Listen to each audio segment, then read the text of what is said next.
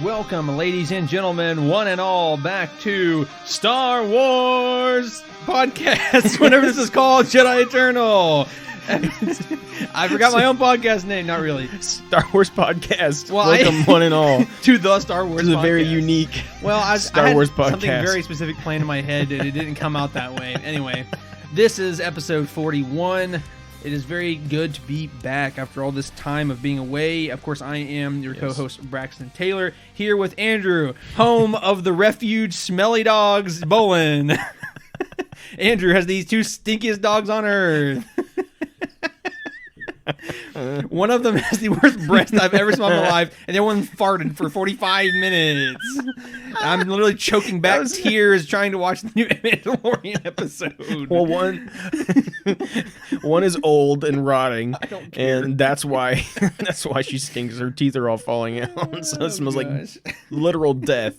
And the other one must just, which is a big dog, must just be having some horrible stomach issues today because, my goodness, I thought it was going to kill us both. Folks, if we had smell-o-vision, you may not ever come back again. So that was fun. On a serious note, though, we're coming back here. It's been a couple weeks for us here. I think it's been 2 weeks, right? 2 weeks? I guess it's been 2 episodes. Sounds right. Yeah, I don't know. 2, 3, 1, 9. I don't know. Anyway, for real, though, it's great to be back, ladies and gentlemen. I guess we only missed one actual week of an episode, right? Have we? I think so. Yeah, because I think we recorded early on that one episode, early. So that's why it feels. We did the Lego special. That's what it was. Right. That's why it felt like it was 2. So it was only technically 1 week. Yeah. Anyway, but yeah. I don't know. It feels like a long time. I feel like we haven't been here for a while. So it's good to be back. Episode 41, inching ever closer to that 50 episode mark. Yeah. You guys have any suggestions on what we should do for that big special day? Let us know. We're open to suggestions. Yeah, I don't really know what to do yet. I mean, the thought was to have like a live stream or something like that, but like we've done that quite a bit for other smaller things. So yeah. We definitely like some suggestions on that. I'm thinking we'll do like a couple different things, right? Like, I'm sure Yeah. we'll do some kind of live stream, but maybe we'll also make like a special video, or maybe we'll do a special podcast episode too. Kind of, you know what I mean? Yeah. Like do some different things. Maybe have some guests or something. Yeah, that's I was thinking about maybe having some guests. I don't know who yet, but yeah. Well, anyway, if you guys have any suggestions on that or anything like that, just let us know. Anyway, so good to be back, but let's go ahead and get into what you guys know and love, which is Jedi Eternal's faithful schedule here. And we're going to start off with news. So first of all, I will say we have a metric ton. My apologies, I'm moving my mic around. It's like, what are you doing? Anyway, we have a metric ton of news, rumors, everything. So we're just gonna get right into it. We don't take a super long time. We say this every time we end up doing it, but for real, we're gonna try to move through some of these a little quicker than we typically would because there's a lot of them. Yeah, and part of the reason for that is because we missed 1 week. We have some news stories that we do still want to talk about from last week, but also some big stuff has popped this week as well. Yeah. So there's just a lot to talk about right now. Yeah. So let's dive right into it. So the very first thing, and like I said, I just want to give fair warning once more. If it has been a week past an episode, we will be talking about the episode freely.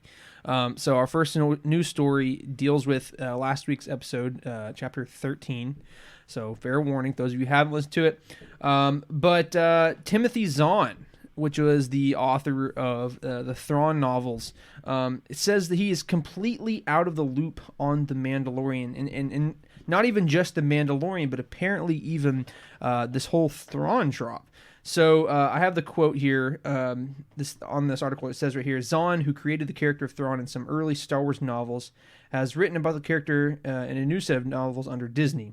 And he said on a Facebook post he had no clue that the character's reintroduction was coming. So he says, "No, I was not holding back on you or anyone else. I was and am completely out of the loop on all things Mandalorian. The first thing I had heard about Ahsoka's name-dropping question was about when people began peppering this page with comments, questions, and verbal high-fives.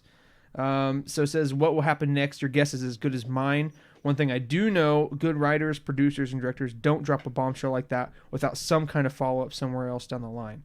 I'll be sitting right there with all the rest of you, eagerly waiting to see how this saga unfolds. hopefully it will be artistically done. So that's interesting. And this is actually something that we had talked about as soon as the episode dropped. But actually, I apologize. Let me backpedal here a little bit. Those of you, we will be talking about Mandalorian chapter 14 today. Those of you who are listening and saying, hey, what happened to chapters 12 and 13? I forgot to mention this, and my apologies. Those of you who are like, where's this at? Why are we not hearing about this? That is on our Facebook page. We had a special live video this previous Friday night. I think it was and we were not with our equipment to record a podcast episode. One was in another state, and the other one was somewhere else. So yeah, we had different locations. Anyway, I forgot to mention. I was going to put that in my intro, and I forgot. But if you want to hear about episodes or chapters 12 and 13, please go to our Facebook page, and there will be a live video there. Anyway, back to our regularly scheduled podcast. So yeah, Timothy Zahn, he's not the creator of Thrawn, or he may even be, but if he wasn't, he's an integral part to Thrawn. And I will say it is surprising that he doesn't know about this. Now, as we well know, well, Zahn is the creator of Thrawn. Okay, I figured he was. I just didn't want to speak out of turn because I wasn't 100% sure. But I lost my train of thought. Thanks for interrupting me. Gotta state the facts, brother. Whatever.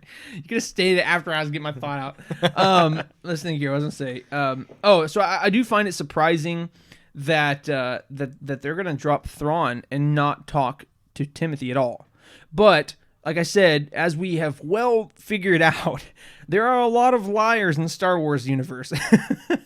There's a lot of liars, and I say that because there's so many things like Kenobi. With Kenobi, Ewan McGregor for many years said, "Oh, I have no clue." Well, he did, right? For instance, there's a lot of stuff in the sequel trilogy that they lied about, and like I said, it's part of it, right? They're gonna lie because they don't want to drop these reveals yet. But like I said, just recently, like Katie Sackhoff says, "Oh, I have no clue about Ahsoka. I've never seen her before." Next episode, she's in there. I'm like, I don't know. So with Timothy Zahn, could it be that he's not telling the whole truth about this, and that he probably now is working on this something with them? Who knows, right? I would find it very surprising if he didn't know anything at all. You know what I'm saying? Or at least especially moving forward. What are your thoughts on that? I think, he specifically says he didn't know anything about the Mandalorian.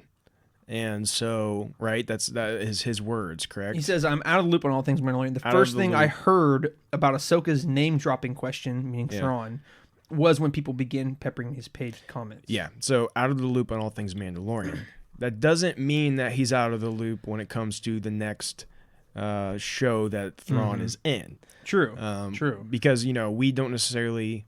I think we're both on the same page. We don't necessarily think that Thrawn is being introduced into the Mandalorian.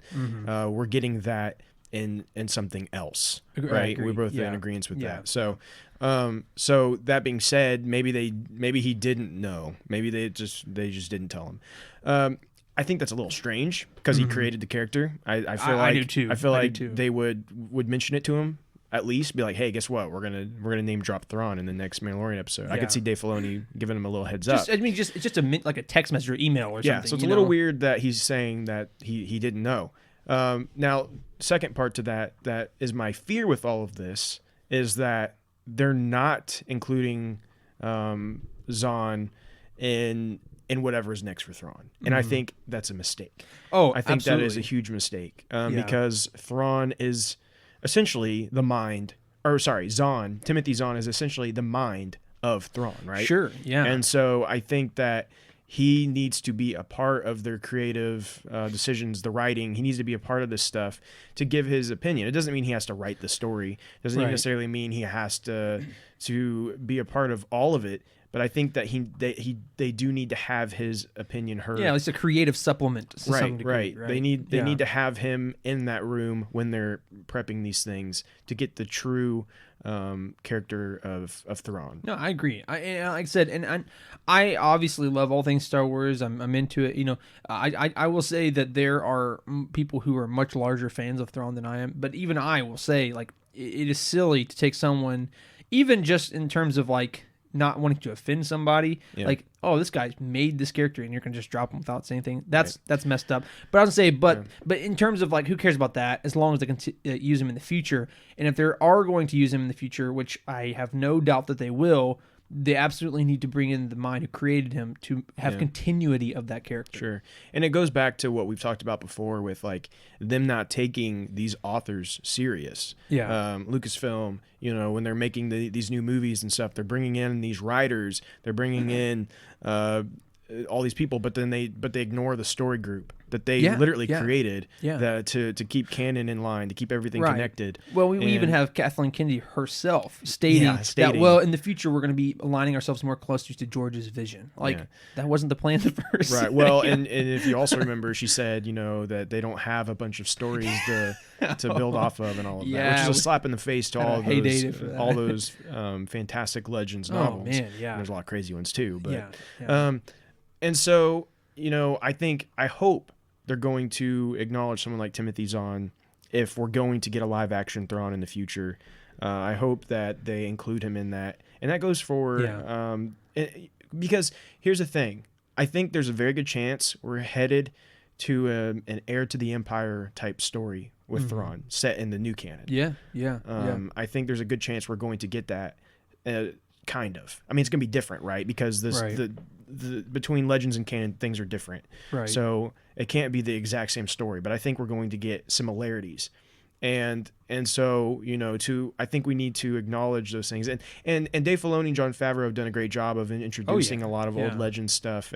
But I think these authors need to be recognized just because they write novels and not TV shows and not movies doesn't mean they can't be a part of the creative decisions here. Mm-hmm. And so I'd like to see a little more involvement with that. Yeah, I'm on 100% agreement with you. Yeah, for sure. Well, let's jump into our next story here. Our next story, and this has been kind of a big one this past week. A lot of people have been arguing back and forth on this one. I've seen quite a bit. Rian Johnson reveals Anakin Skywalker's Force ghost was considered for The Last Jedi.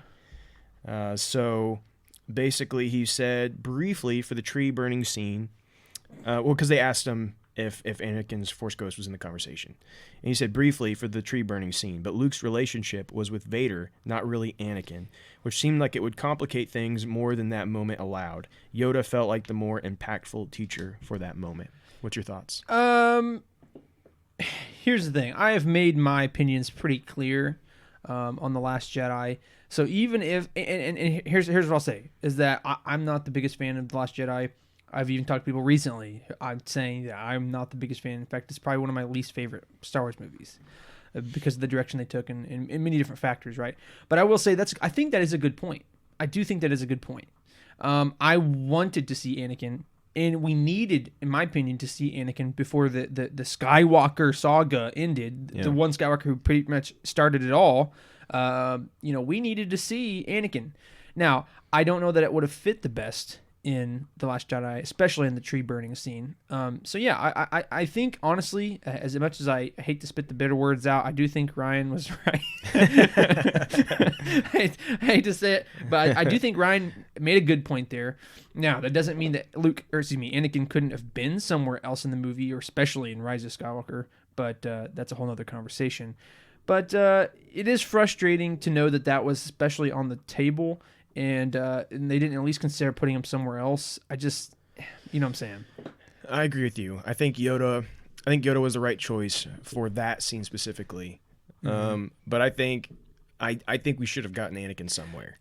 110%. Yeah. I think it is an absolute shame that we did not get Anakin anywhere in this series. Mm-hmm. You look at The Rise of Skywalker and just think about what it would have been like if we had gotten that. And the thing is Hayden Christensen, he still looks like young. You know what I mean? Yeah, like they could totally pull it off. Bad. He's like in his late 40s, and he still looks pretty young. Somehow. he looks not that much different from what he did in the prequels. And put some makeup on him. Right. Wonders with that. And so it's what a perfect time to still use him for those things, to still utilize him for that last movie in what is considered the Star Wars saga. Yeah. And I agree. and they didn't do it. They did And not do it. I think it's a shame. I will stand my ground on that. I will always consider that a shame that we did not get I agree. a reappearance of him in the saga. Yeah. Now I think we are going to see him again.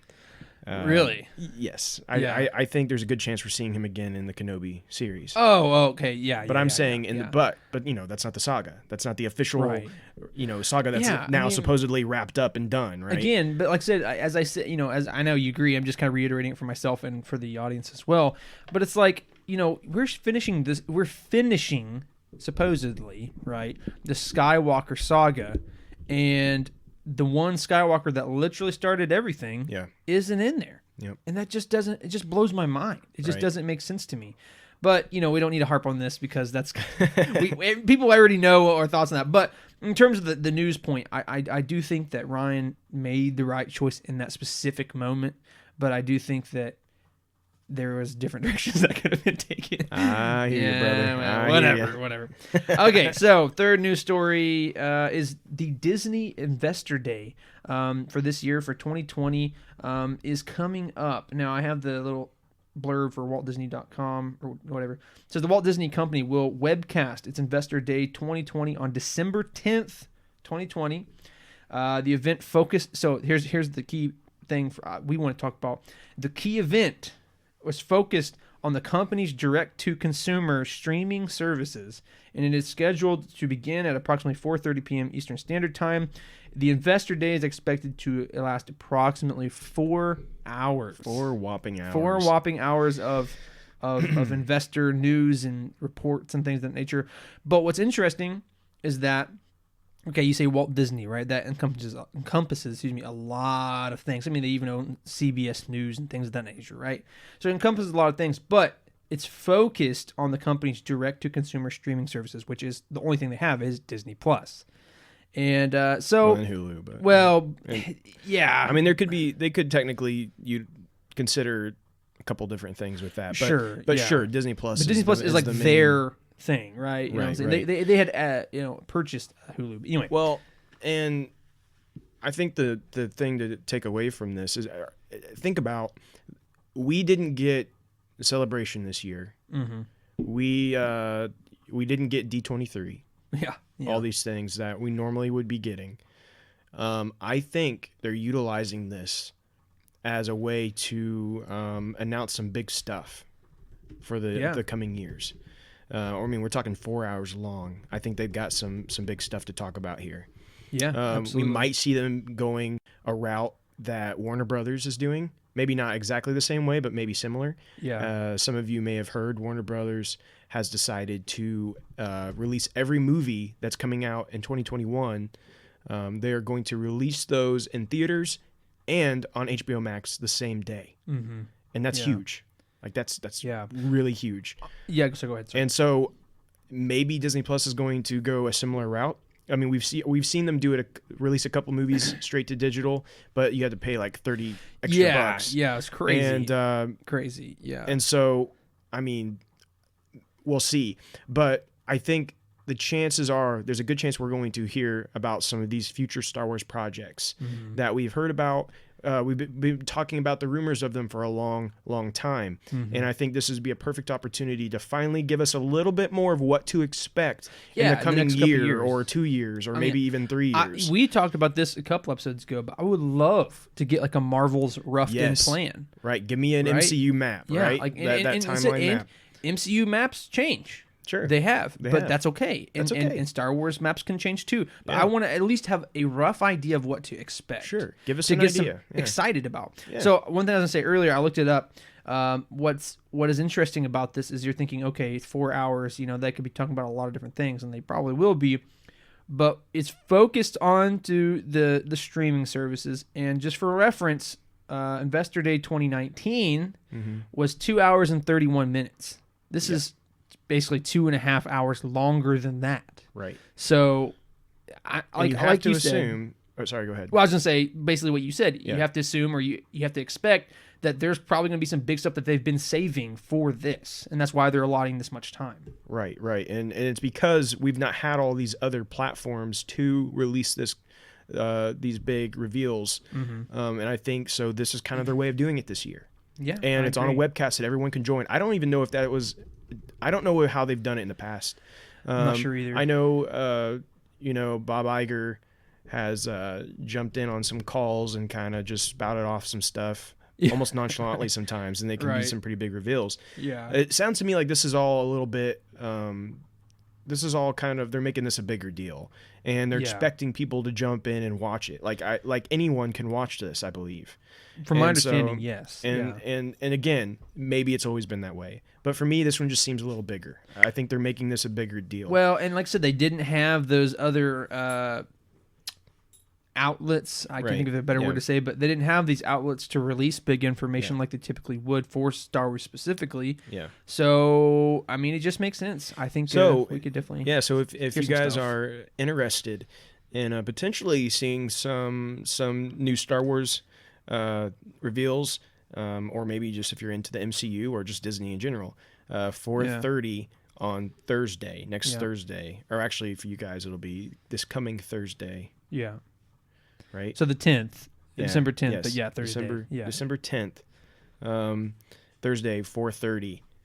Check it out. Yeah. And I'm excited. I'm gonna tune in. I'm excited to see what me too. what happens. And we'll have our podcast 2 days after that, so we'll definitely be telling you guys if we hear anything. So yeah. But moving on to our next story here. This just came out today, actually, this morning. Star Wars: The High Republic. The Rising Storm. This is the second adult novel in the High Republic. So I guess you could say this is phase 2, maybe? Yeah. I don't know. I mean, I'm going to call it phase 2 for now. Well, not necessarily. I think all the ones that have been announced are within phase 1, right? Well, but this one didn't get announced until later. This one wasn't a part of the novels that got it. Okay. I was misunderstanding. This is a second novel that's been this isn't the first time we've heard a second novel was coming. Right. This is the first time we've gotten the name. But it's coming out July 6th, 2021. And you can go and see that cover. Maybe we'll post that on our Instagram. I'll go ahead and do that now. So you guys can check that out. You can go to Jedi Eternal on Facebook or Instagram and see that cover. Pretty cool. I recognize the guy in the middle. Not real certain about the other two, but this is going to be the second novel, and this is being written by Kevin Scott. The notorious Star Wars Adventures comic writer. The legend himself. No, he's actually done some pretty great stuff. He also is the one who did the audiobook for Dooku, Lost Jedi. Or is that what it's called? Jedi Lost. Jedi Lost. Backwards, but anyway. You know what I mean. Lost Jedi. Lost Jedi Dooku. Lost Dooku Jedi. Anyway, yeah. Okay, enough. Moving on. Anyway, but yeah, the cover looks really cool. Like I said, it's pretty simplistic, but yeah, I'll post that here in a little bit. I was going to post on Facebook, but if I post it on Instagram first, I'll share it to both. So anyway. Yeah. This says, although not a direct sequel, Scott says his story will add to the events in Soul's novel, the first in a series of books and comics from Star Wars: The High Republic. The Rising Storm sees the Nile taking their reign of terror to the next level, building on their appearances in Light of the Jedi and beyond. Wow. Standing in their way this time are newly elevated Jedi Council member Stellan Gaios, along with Padawan Bell Zettifar and an intriguing new character, the Saber for Hire, Ty Yorick, who I've had a blast creating. A Saber for Hire. Does that mean that it's not a Jedi? Yeah, that's what it sounds like. And plus, especially, that doesn't really make sense to me. I don't want to get too deep in this because, it's not really what we're talking about. But, during the High Republic, right, this is supposed to be the golden age of the Jedi. They hold their principles and things of that nature to the highest regard. Yeah. So to have a saber for hire feels a little below the High Republic. There's a little more detail on Yorick here. Okay. It says Yorick is a Force-sensitive monster hunter with a mysterious past. So essentially, a Force... Geralt of Rivia. Geralt of Rivia, yes. That's right. So here you get your Force Jedi Geralt. That sounds good for to all me. you Witcher lovers. It sounds good to me, frankly. But then he goes on to say, all I'd say is, oh wait, sorry.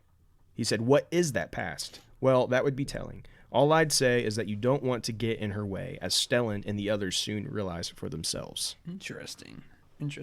Oh, so the Jedi Hunter's the female. Very, very interesting. Is that what it's alluding to? Yeah, so I guess if you're looking at the image, Yeah. for those of you at home, if you're looking at the image, I assume it's the one on the left. Yeah, that's what I'm saying, because I'm like, the guy, I thought I was just talking about the guy on the right, and I'm like, he looks like he's like a Jedi. Well, so. yeah, and if you notice, she clearly does not have the traditional Jedi robes Right, on. that's what's throwing me She off. kind of has her own little outfit going, so I'm not sure what that is. so But. that makes sense. Interesting though that apparently, she's force sensitive and does have a lightsaber, but is not a part of the Order. So maybe she once was, Maybe, something I don't like know. that. Or maybe I'm sure the we'll whole get more. building a lightsaber is not as. Well, I mean, technically know. we have, like Ahsoka, who she considers herself not to be a Jedi. Well, anymore. I'm just saying, like the whole maybe making a lightsaber for yourself, although you're not a Jedi, is It's not not as a part of their ritual of it guarded all. as it once becomes or something. I don't know. Sure, maybe. Who knows? We'll see. Yeah, I'm sure we'll see. eventually get her backstory. But Yeah. so that's the second novel.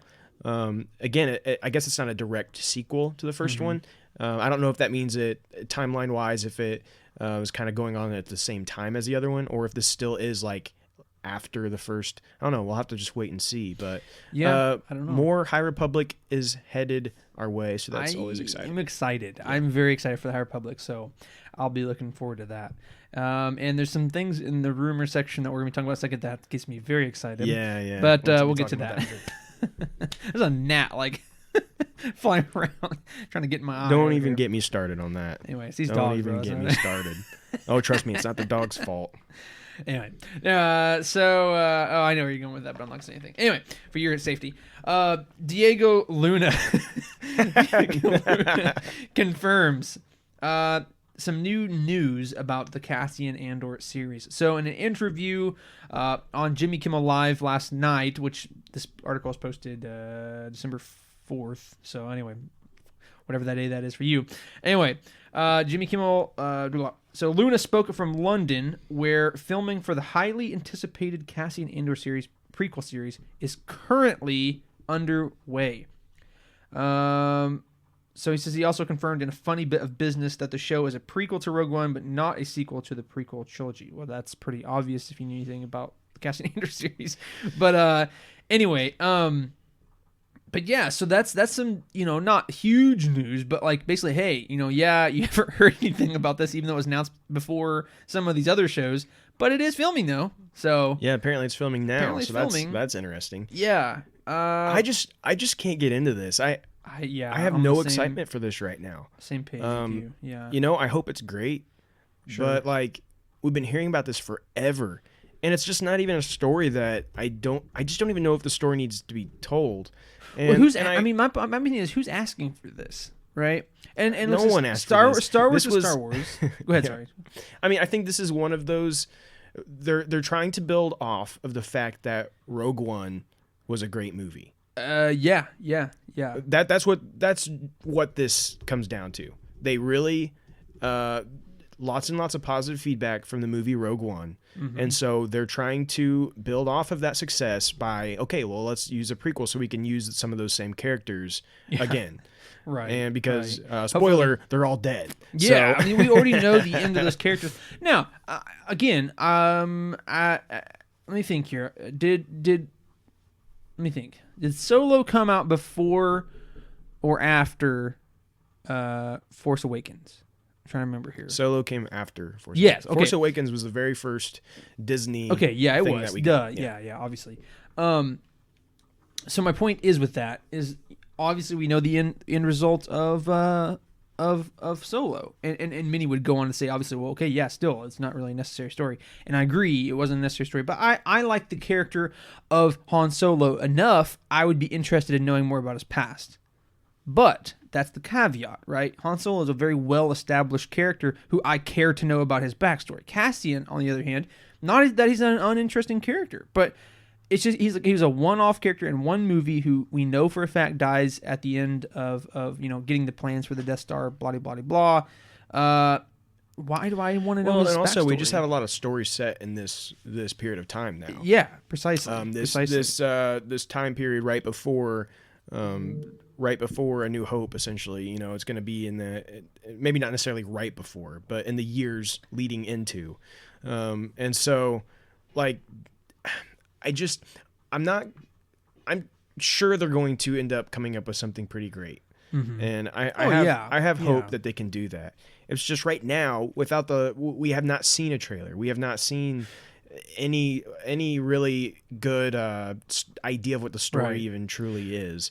And it's just not that exciting to me. And here this is what I said to Drew earlier before we started this, because we happened to be talking about this already, and why we always end up talking about our talking points before the podcast. I know we always have to stop ourselves and be like, wait, I know, like, hold it in. Wait till we get on the podcast. We can't have any organic conversations anymore. Daggone it. Anyway, right.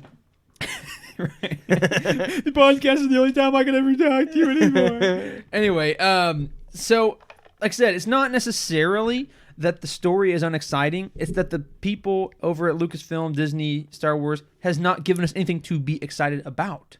Yeah. And that's the point right there. Is that they haven't? Okay, it's not that it's not there's nothing to be excited about. It's that they have not given us anything to be excited about. We don't know the name. We don't know what the story is going to be about. You know, to some degree, right? We know the overarching story, but we don't know any details. We don't know the locations. And what's the story, right? Like who's going to be the adversary? What's going to be the struggle? What's going to be the goal for this show?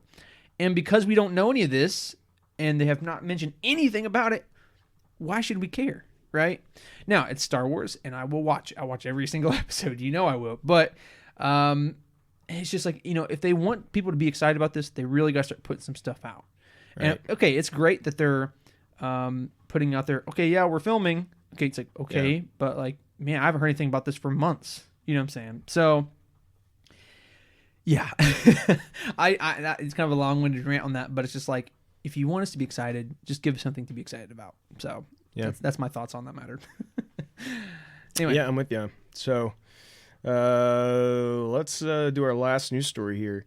And this is about Ashley Eckstein reacting to Ahsoka appearing in The Mandalorian. Yeah. So she posted a picture. So just in case some people may not know, right? Ashley Eckstein is the voice actor for Ahsoka in the Clone Wars series and Rebels. So she was kind of one that founded this character of Ahsoka in terms of like the personality, voice, and everything like that. So anyway, right, yeah. So she posted a picture of her in like her Ahsoka, her universe outfit, her brand that she has. Yeah. And I'll just go ahead and read it. She says, "To understand Ahsoka Tano is to understand what she means to people. Millions of people are meeting Ahsoka for the first time after watching her in The Mandalorian, and I'm excited for them to hopefully go back and watch her journey in the Clone Wars and Rebels. Millions of fans already know Ahsoka, and her presence has come to mean more to them than words in a script.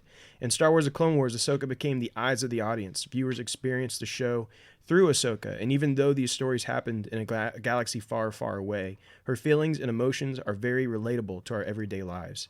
Ahsoka's strength has inspired, changed, and literally saved millions of lives all over the world. In turn, Ahsoka has become a beacon of hope, light, and genuine goodness. Everyone's relationship with Ahsoka is very different because she triggers the memory of a certain point in a person's life where she's inspired them. Even in the darkest of times, Ahsoka brings people joy, and that is what truly matters. Ahsoka taught us that you don't need to carry a sword to be powerful, and Dave Filoni reminded me that kindness is powerful. After 12 years, and hopefully many more to come, of having Ahsoka in our lives, Ahsoka lives in all of us now. I am blown away by everyone's kindness. I've read all your messages, DMs, comments, text messages, and emails, and to say thank you does not even feel adequate enough to express what your kind words mean to me. It's my wish that Ahsoka continues to bring people joy, light, and most importantly, hope. This is the way of Ahsoka Tano." Wow. Yeah. That's a lot. It's a lot.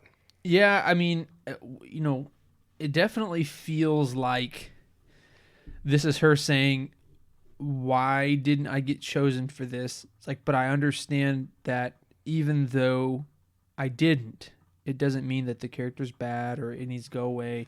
Like, Ahsoka at this point is not just some one-off character. She's big enough that other people can carry on the torch. But yeah, I can. Yeah, we talked about this before too. But it's like she definitely feels a little hurt about this. You can tell that, like, hey, there's there might be some hurt feelings here a little bit. Yeah, well, yeah, I imagine there is. You can't blame her. I can't blame her at all. No. I mean, this is her character. And she said in the past that she thinks she could handle being Ahsoka live action. Yeah. She said it many times in the past when people have asked her. She's been confident in that. Mm-hmm. But they didn't use her, and it's my understanding that she claimed she had no idea. It's almost like them using Thrawn without telling Timothy Zahn. Yeah. A little bit of a pattern here. I struggle with the idea of Dave Filoni not telling her, because I feel like her and Dave Filoni have a pretty close relationship. But maybe she just didn't feel like she could talk about it. I don't know. I'm sure we'll maybe hear more about this kind of stuff going on later. Yeah, down she the writes road. a book like 15 years later. Yeah. That's what's gonna happen.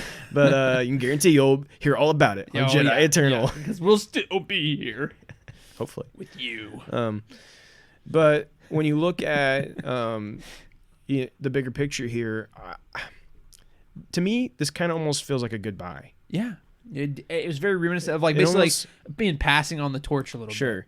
And we know there's an animated, well, we don't know. It's rumored there's an animated Rebels sequel that supposedly is going to have Ahsoka involved. So you would assume Ashley is going to be a part of that, maybe already working on it. Yeah. However, if this kind of ruined the relationship, would Ahsoka jump ship and maybe they bring Rosario Dawson to even do the animated version? Yeah, I don't know. I don't want to see that. No, and honestly, I don't.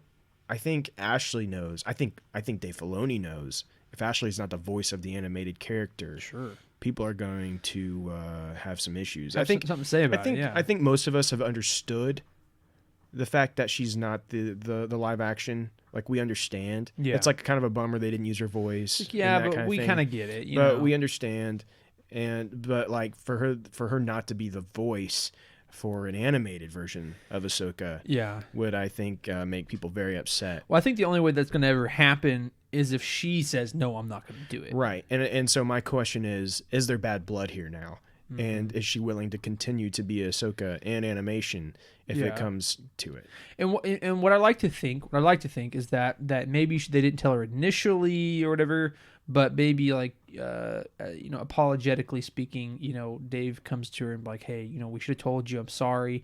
Of course, your position's still secure for all future things animated. We just thought it would be a better direction to go. Someone else who fit the look a little bit better, But I know, Ashley is very classy. She's not, I'm saying, she's not trying to create drama. So I feel like if that did happen, she would say it, right, to kind of calm the fans down a little bit, right, and say like, hey, this sucks, passing on the torch a little bit, but me and Dave we've talked about this, but that's not being said, and I just hope that Dave hasn't burnt a bridge there a little bit, and it does kind of worry me a little bit to some degree.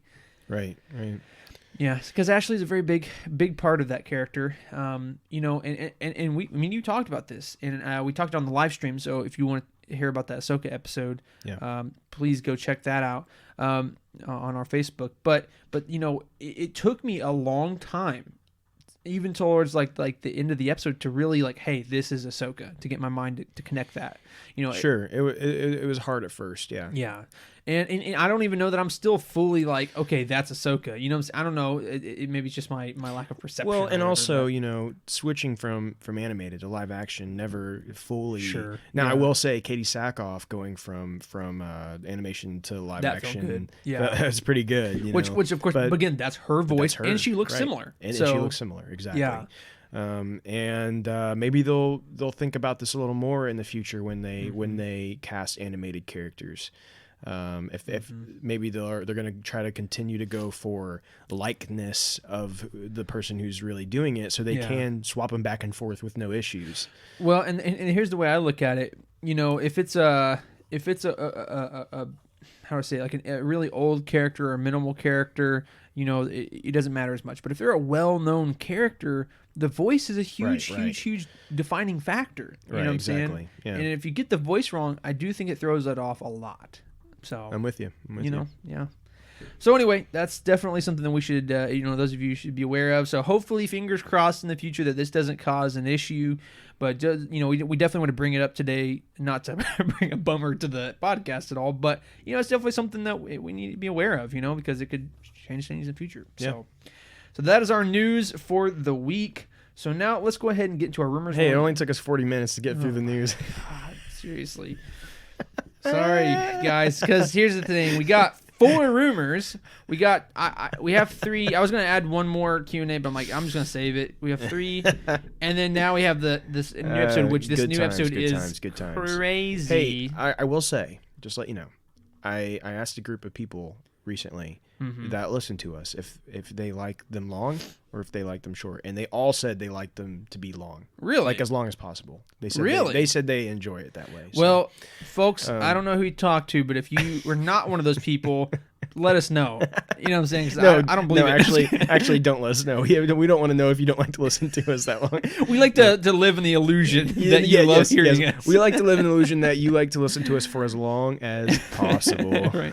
So that one day when we have a 6.5-hour podcast, you better be listening every second of it. Here's the deal. You don't have to listen to every portion of this podcast. Sure. Some people like to hear the news. Yeah. Some people may not. Some people may like to hear about the rumors. Some may not. Yeah. Some people may just come to hear commentary about the episode. Sure. So, and that's okay. Yeah. That's okay. Yeah. If that's what you want to do, go for it. Yeah. We're here to provide as many options for you guys as possible. So. And since we're on the topic, might as well just talk about it, because it's 40 minutes already. So, we have talked about, Drew and I have talked about in the future that we will maybe start sectioning up some of our stuff. Now, we may not, right? And this is completely up to you all, what you prefer, what you like, stuff. But we thought like maybe some parts, like a review, could be its own video or its own thing, and that the podcast just stays news, rumors, and then maybe Q&A, or maybe Q&A its own video and then the main topic stays. I don't know, right? So if you guys have any specific thoughts of like, hey, I've been thinking this, I think this could be really good, or I would prefer this, or it'd help me listen better, or something like that. Right. We want this to be tailored around you. We're gonna have fun either way. Another option we talked about is keeping the podcast the way it is, maybe even making it a little longer. But then having a shorter, like 5-minute video that you guys can consume on Facebook that focuses on the news, but it's just very short to the point. And then maybe doing like a episode review that's just a video as well. But then you still have all your same content on a podcast for the hardcore listeners. Yeah. And so those are all different options out there. If you guys have opinions on that, please let us know, because in the end, we want to do what you guys like and enjoy. Yeah, and if you guys are dropping off at 45 minutes, 50 minutes into the podcast, and you're like, man, I love listening to them, but man, it's just too long, then let us know. Or if you're on the opposite end of the spectrum, like Drew talked to, if you're like, oh man, I want as much as I get, hey, we obviously can talk a while. So I mean, it's totally in your hands, because that's what we want to do, is what you guys like. You're faithful to listen to us every week, and so we want to be faithful to bring you guys what you want. So here's the thing: if we don't get comments, we know that it's the first thing, because those people at 43 minutes have not stayed. That's very true. If we don't have anyone comment about this, then we know that everyone already quit listening. And if it's just Alex Mason and JB, then we'll let us. Shout out to you guys. We love you guys. Yeah. We know JB will stay up until 4 o'clock in the morning. We know JB's going to hear this. We know Alex Mason's going to hear this. For the rest of y'all, I don't know. But I don't know. I can't trust you. But no. We have a lot of good listeners. We love all of you guys. Yeah, and we know that there's people out here listening that don't interact. I know it because I look at the numbers, and every once in a while, you guys, you sneaky little boogers. Every once in a while, we'll get a little, like a comment or a like or something, or a message or something from someone. Because like I said, I'll look at a like. I always look at likes, right? Because on Facebook, you can invite people to like the page if they've liked your content. Yeah. And then I'll go in and it says liked already, and I go back and you can see the history of how long. And some of you guys have been listening for a while now. Well, we got a message from what was her name? Do you remember her name? I'm sorry if you're listening to this. I apologize. I don't remember her name. I had never seen her comment on anything. When was this? But she sent us a message. This was maybe a couple months ago. Oh, okay. But she sent us a message saying she really enjoyed the podcast. But like we never like we had no idea that, you know, it's just there's people out there that listen to us regularly that we have no idea about until you let us know. And so we would love to if you guys get a second, you know, we would really appreciate, seriously, just like a message and just say like, hey, I'm listening or something like, you know, it'd be cool to know that, you know, we're not asking you to write this dissertation. But it'd just be cool to hear from you. We just love to know if you're out there. So yeah, for sure. Anyway. Now that we've thrown in some ads, let's move on to the next portion of our... Anyway, Manscaped 2.0. Today we're brought to you by Manscaped and... Raid Shadow Legends. And MeUndies. Anyway, you guys... I just hear those a lot on I know. I always hear Raid Shadow Legends and Manscaped. Anyway. I've heard MeUndies on a lot of them. I don't even know what that is. I've actually gotten a pair before. They're quite nice. They're pretty soft. So anyway, there's 3 companies. You better be... this is free advertising. You better be sponsoring us. Anyway. Mountain Dew. I'm sorry. Yeah, anyway. Tesla. Anyway, so rumors... let's go ahead and get into that. We need to get going. We're just going crazy now. Now that we spend another 5 minutes or more. Yeah, we're complaining about time. We just randomly start talking for 6 minutes. Oh man, what a day! What a day! What a world! What a world! Anyway, so the rumored Mandalorian spinoff for the Boba Fett series. This is something we've talked about before, and they talked about this occurring and whatnot, blah blah blah. And supposedly, this Boba Fett series has now got 2 new casted roles. Casted for them anyway. Drew's gonna have more about this. I'm kind of rambling, but so go ahead with that, Drew. You talk about the new 2 roles there. Yeah, so we have Sophie Thatcher, who has been cast as well as looking for the name, Bulger. Booger? Bulger? Looking for his first name because I know I have Jordan Bulger. Okay. Which I guess he was in Peaky Blinders. I've never seen that, but yeah. And then this Thatcher girl, I don't know what she has been in, but we do know that she is also supposedly being cast for the 3rd season of The Mandalorian. Interesting. So there may be some crossover going on here. Yeah. The other thing about this is that we're hearing that this spin-off of The Mandalorian, this Boba Fett series, will be a prequel of sorts. It's going to be set between Return of the Jedi and the 2nd season of The Mandalorian. So to me, sounds like it would be telling the story of how Boba got out from the Sarlacc pit and what he is doing up until we see him in the first episode of or chapter 9 of The Mandalorian. Which that we both kind of said that was like really the only thing that makes sense linearly in terms of story. Like, this is the only gap that we have of Boba Fett that we don't already have covered in either Clone Wars, the comics, or now Mandalorian. Right, and it sounds like this is a 1 season like series. a short series. So type thing. This totally makes sense for them. The way for them to go. Yeah, I really am starting to believe this is a real deal. Is the real deal? Yeah, seriously. I think it's going to happen. It's just a matter of when. Yeah, I've heard people talk about how they didn't want this, and honestly, I don't see why not. Now, I don't want like a multi-season thing. No, I don't. But I would like a mini series that explains that gap of time, explains this hugely hotly debated thing. How did Boba Fett survive? Yeah. You know, I mean, I guess, there is potential though that they could show that, and then down the future decide if it's successful, decide to continue, and then pass the Mandalorian into his own series and go off and do his own adventures.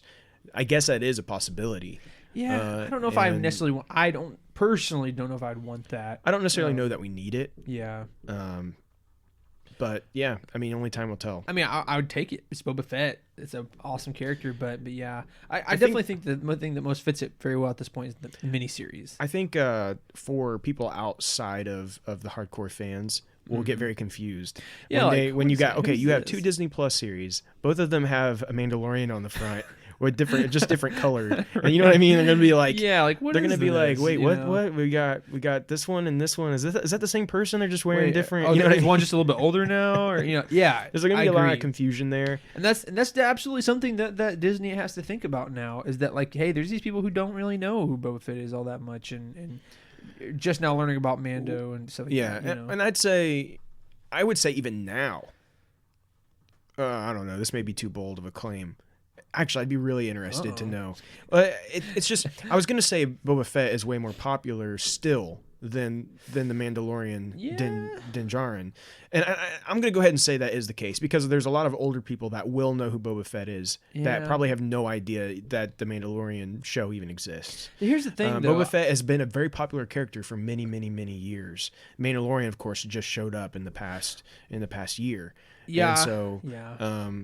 And so I think that there is an audience there that might jump on because of Boba Fett that have just not because jumped of on that, that have not jumped on yet to the Mandalorian. Yeah. Personally, I would say with the worldwide reception, I would say that the Mandalorian Din Djarin is more popular. But when I say that, there's a caveat. I would say that the show itself is more popular, but in terms of the character, there's people who's jumping on who couldn't even tell you what a Mandalorian is. They couldn't tell you what the Mando's name is.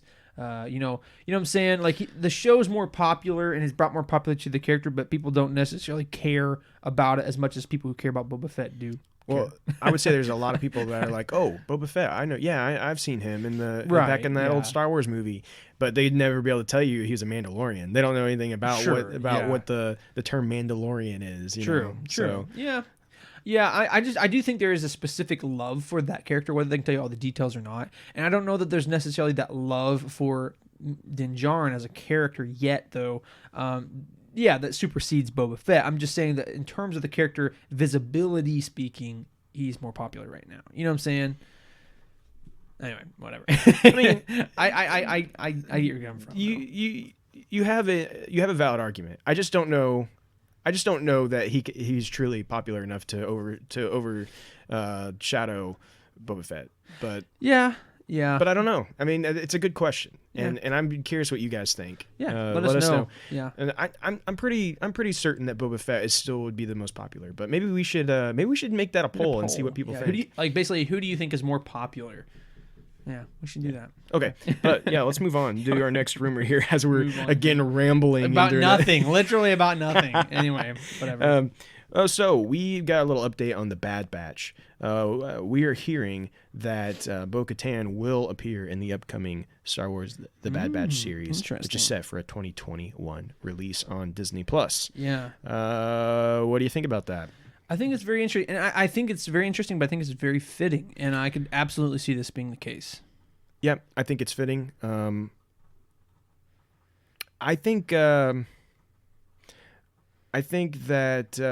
we're going to get probably a couple different Clone Wars characters back in this, and so and maybe even some Rebels characters into this. Yeah, you know what I mean. I think there's going to be a lot of crossover there. Yeah.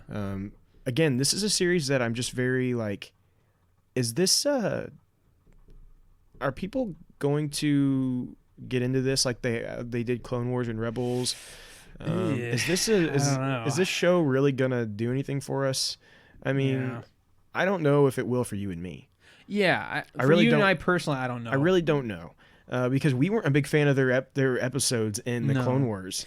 Well, and here's the thing. I think we've talked about this on, I think, even the podcast before, that it could have been a lot better, but they took it onto the generic, silly, goofy children's side of it. You know what I'm saying? Right. And you got to pick and this is something that we've talked about even before this episode. Sometimes you just got to pick a lane, right? Yeah. You got to pick a lane, especially when you get into animation. Are you going for the kids or are you going for the general populace, specifically the adults, right? You got to choose one or the other.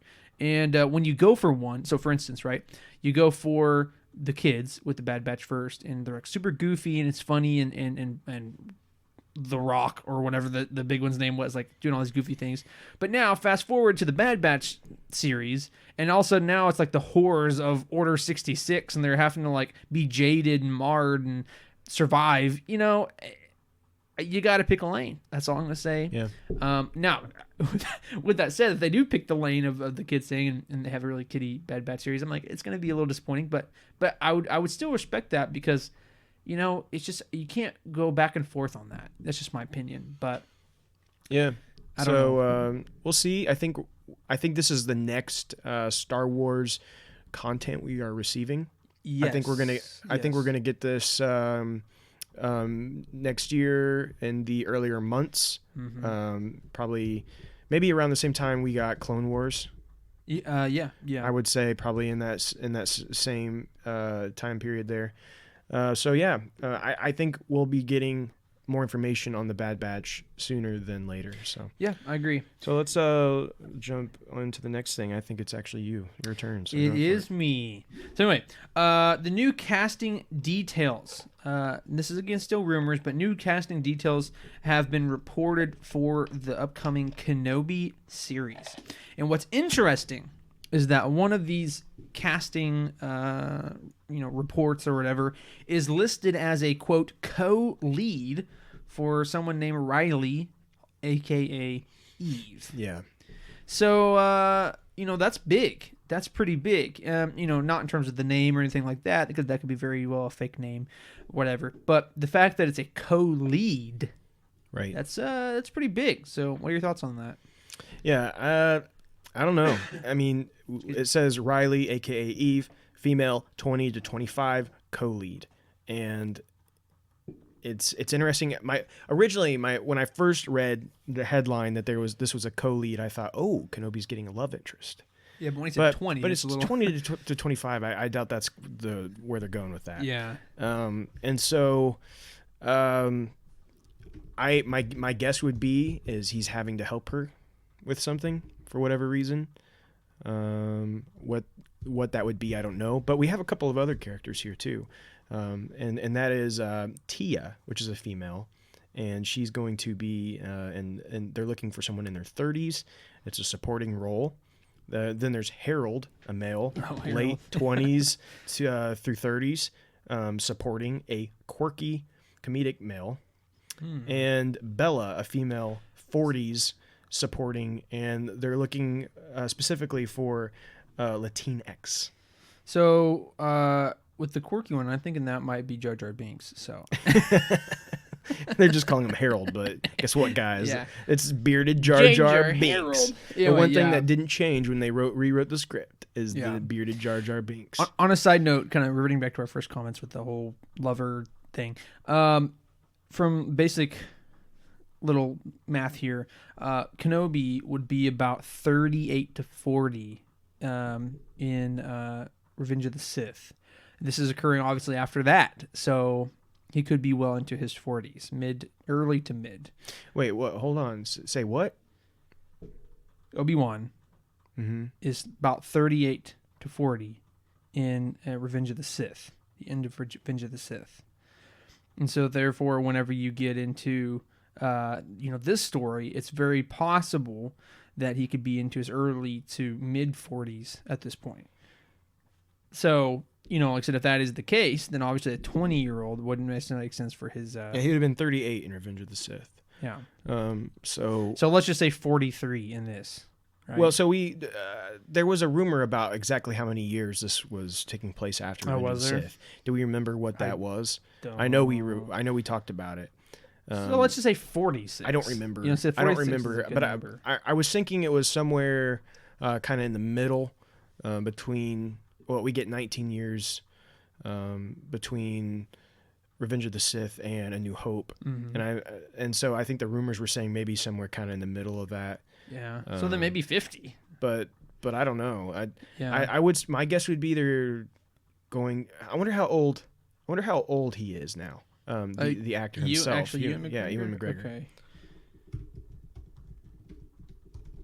He is 49 years old. So yeah, actually that makes sense, about 50. So I could see them kind of setting it around that same period of time. Which, I mean, he looks pretty good for a 50-year-old, so they're probably going to give him a little bit of salt and pepper, I'd imagine, and try to get him a little closer to what's his name? Yeah, I'd say they're gonna Original age him a little. Yeah, for sure. To kind of match, because I mean, as we see in A New Hope, he looks really old, so they're gonna have to age him somewhat. Right. And I think they say that Tatooine with the suns and everything and the heat, it causes you to kind of age a little. Which, a I mean, little yeah, quicker. it would. I mean, in And real so life, it that's, would. So I think that's their reasoning behind that. So, but yeah, so I'd say he won't be able to look that good during this series. But who knows? I mean, it is Kenobi, and I mean, he's quite a dashing he's a fellow. debonair gentleman. So, I mean, what can you say? I promise. Yeah, we really we really want this Kenobi series. That's all we truly care about here at Jedi Eternal. At this point, like, we honestly, the day the last episode airs of Kenobi, we're just shutting everything down. Yeah, like because it's done. Basically, we made this podcast just to talk about Kenobi until Kenobi is out and finished, and then we quit. And then we quit. At that point, it's done. I mean, so we're retiring from everything. Yeah, even life, maybe. Who knows? Yeah. We'll see. Whoa, well. I mean, we're not saying on air, actually. Never mind. What is happening to what this podcast? I had a very funny thing to say. Let's move on. It wouldn't be funny Let's to move everybody on. else. So. Okay, so new. This is one that we talked about. It's very interesting. A new Star Wars animated series. Yeah. Will go to the past. It will Far go to the past, to the High Republic. We have been talking about this for a long time now. Yeah. That there's no way they're making this big new era of novels to just leave it to novels. No, there's no way. And of There's course, no an way. animated series makes a lot of sense. So yeah, absolutely. I do think that the High Republic has the potential to be something huge, something so much more than just a few books and comics and children's things, you know. So I definitely think that the High Republic has huge potential, and to just leave it at that would be a huge mistake. I mean, this is a whole new era, whole new section of Star Wars that we've never heard before. I mean, you can't just leave it at books, and I don't think they ever intended to either. So yeah, so I mean, hey, you get the Clone Wars people working on something like the High Republic. Oh yeah, that could be pretty, especially with that cool. kind of same really good animation for season 7. Sure. Yeah. Now I don't know. I mean, hopefully this isn't the Resistance team. So no hate on anybody that actually likes the show, but man, that was the art just was wasn't. trash. It just I'm wasn't. sorry. well, the show just wasn't for someone like you and me, and that's okay. Yeah. But I'm hoping that this High Republic series is meant for someone like you and me. Yes. And so, yes. I'm hoping to have a pretty good team on that. Hopefully, with a lot of people from Clone Wars would be great. Agree. So, yeah. but only time will tell. Yeah. Like most of these things that we're talking about in rumors. Yeah. But let's jump into our releases. Yeah. And for releases this coming week, we have a new Star Wars comic. So the Star Wars, the main comic there, is having a new issue. Again, really great stuff coming from that. A slight spoiler for you guys. On the last issue, they talked about some more High Republic stuff. And it sounds like this next issue will be leading into even more of that. So I would definitely check in on that, as well as Dr. Afra has been kind of hinting at some High Republic stuff. So there's a lot of High Republic going on in Star Wars right now, and even in these other comics. I mean, there's just no way they're going to talk about this that much and not drop something High Republic. So like, wait, they're making books about this? Never mind. So definitely check that out as well. Of course, we'll be getting chapter 15 of The Mandalorian on Friday. Yes. And then, of course, tune in the next day after that, Saturday, the 12th at 2 o'clock for our next our episode of the podcast. And we are going to be reviewing that episode with bated breath. I'm sure we will have a lot to say, because trust me, folks, we have a lot to say about this episode. Oh my gosh, this episode today. Is insane. Okay, is that it? Yep. Okay, so yeah, we need to hurry up. Oh my gosh, dude, it's an hour and 3 minutes. We're not even through Q&A. Oh my gosh. We'll have to make Q&A quick today. Sorry, folks. Anyway, so the first question comes from, and like I said, I have my whole spiel in Q&A, but we'll skip it. You know what's happening. So, first question comes from our friend Austin Richardson, who says, is Ahsoka Tano going to be a multiple episode character, or is this going to be another IG-11 situation? I'm just going to jump in and just say, my opinion is that Ahsoka is a one episode thing here. That's just my thoughts on it. If not, it's going to be like one little bit there at the very end of the season. But in my opinion, I do think that Ahsoka is done for this season. That's just my opinion. Drew, what's your thoughts? I would say that she's not coming back for this season. Yeah. I think again, like I talked about in our live episode on Facebook, that I'm pretty certain that her episode was mainly to carry her character into something else. Yeah. And so I'm going to stick with that. And I'm going to say that we're not seeing her anymore in this season. Mm-hmm. I will say, no spoilers, but I will say after today's episode, there is room for a potential there is. another appearance. Yeah. Just because of kind of the setup we're getting for the next couple episodes. Yeah. But I don't think we will. I think that it was now I will add, there was a rumor, or not necessarily a rumor, but Rosario Dawson commented on someone else's post and said it was great to work with them and work with them again and all this stuff. Well, that person wasn't in her episode. Interesting. And so some people have taken that as confirmation she's going to be back. Yeah. I could, like, okay, yeah, if you take it literally, sure, but also she may just be saying working on the same project, right? You know, and maybe they were together, but weren't necessarily in the same episode, that kind of deal. Yeah. I could definitely see, again, because if she does come back in, it's going to be towards the end of the season. It's going to be just for like a short little bit of an episode. Now, depending on how the events play out for the rest of the season, it could open her up for a more larger role in season 3.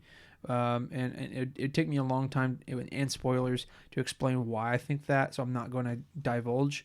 But yeah, I definitely think that for the most part, I do think we're kind of done seeing Ahsoka. Yeah. So basically, there's maybe a slight chance, but we both, I think, are in agreement that we're most likely not getting more for this season. Yeah, I agree.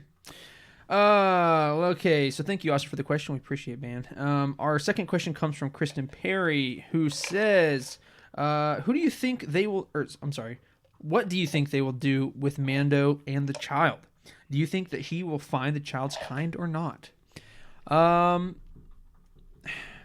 Again, this gets into kind of a bit of spoilers, and this could be such a long question.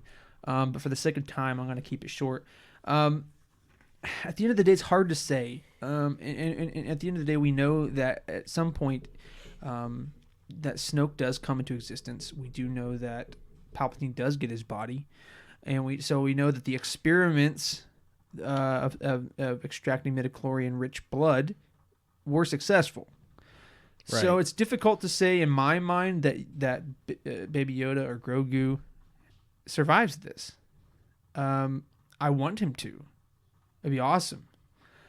But it's hard for me to believe that he does because this experience are successful. Now, could there be a substitute? Could there be someone who they find a different way? I don't know. It's very possible. But to answer your question, though, do you think they'll find the child's kind? No. In terms of his species, I don't think they'll touch on that. I think eventually it might come to if he doesn't die, it could either be that he finds some Jedi to be with, or B, they find out that at the end of the day, really, Mando was his real family, type thing. Yeah, I don't think we're getting any more species like him. A long time ago, before season 1 even came out, there were rumors about the Mandalorian dealing with going and finding a bunch of Yoda species, right? Those kind of things. But it just doesn't seem to be going that way because he's not even looking for. He's not even looking for more of his kind. He's looking for more Jedi. That's right. what they've been searching for. On a side note, I just thought about this. What's interesting is that, of course, Mando's not going to be looking for his exact species because he's not the same species as some of his other Mandalorian brethren. I mean, maybe. You know what I'm saying?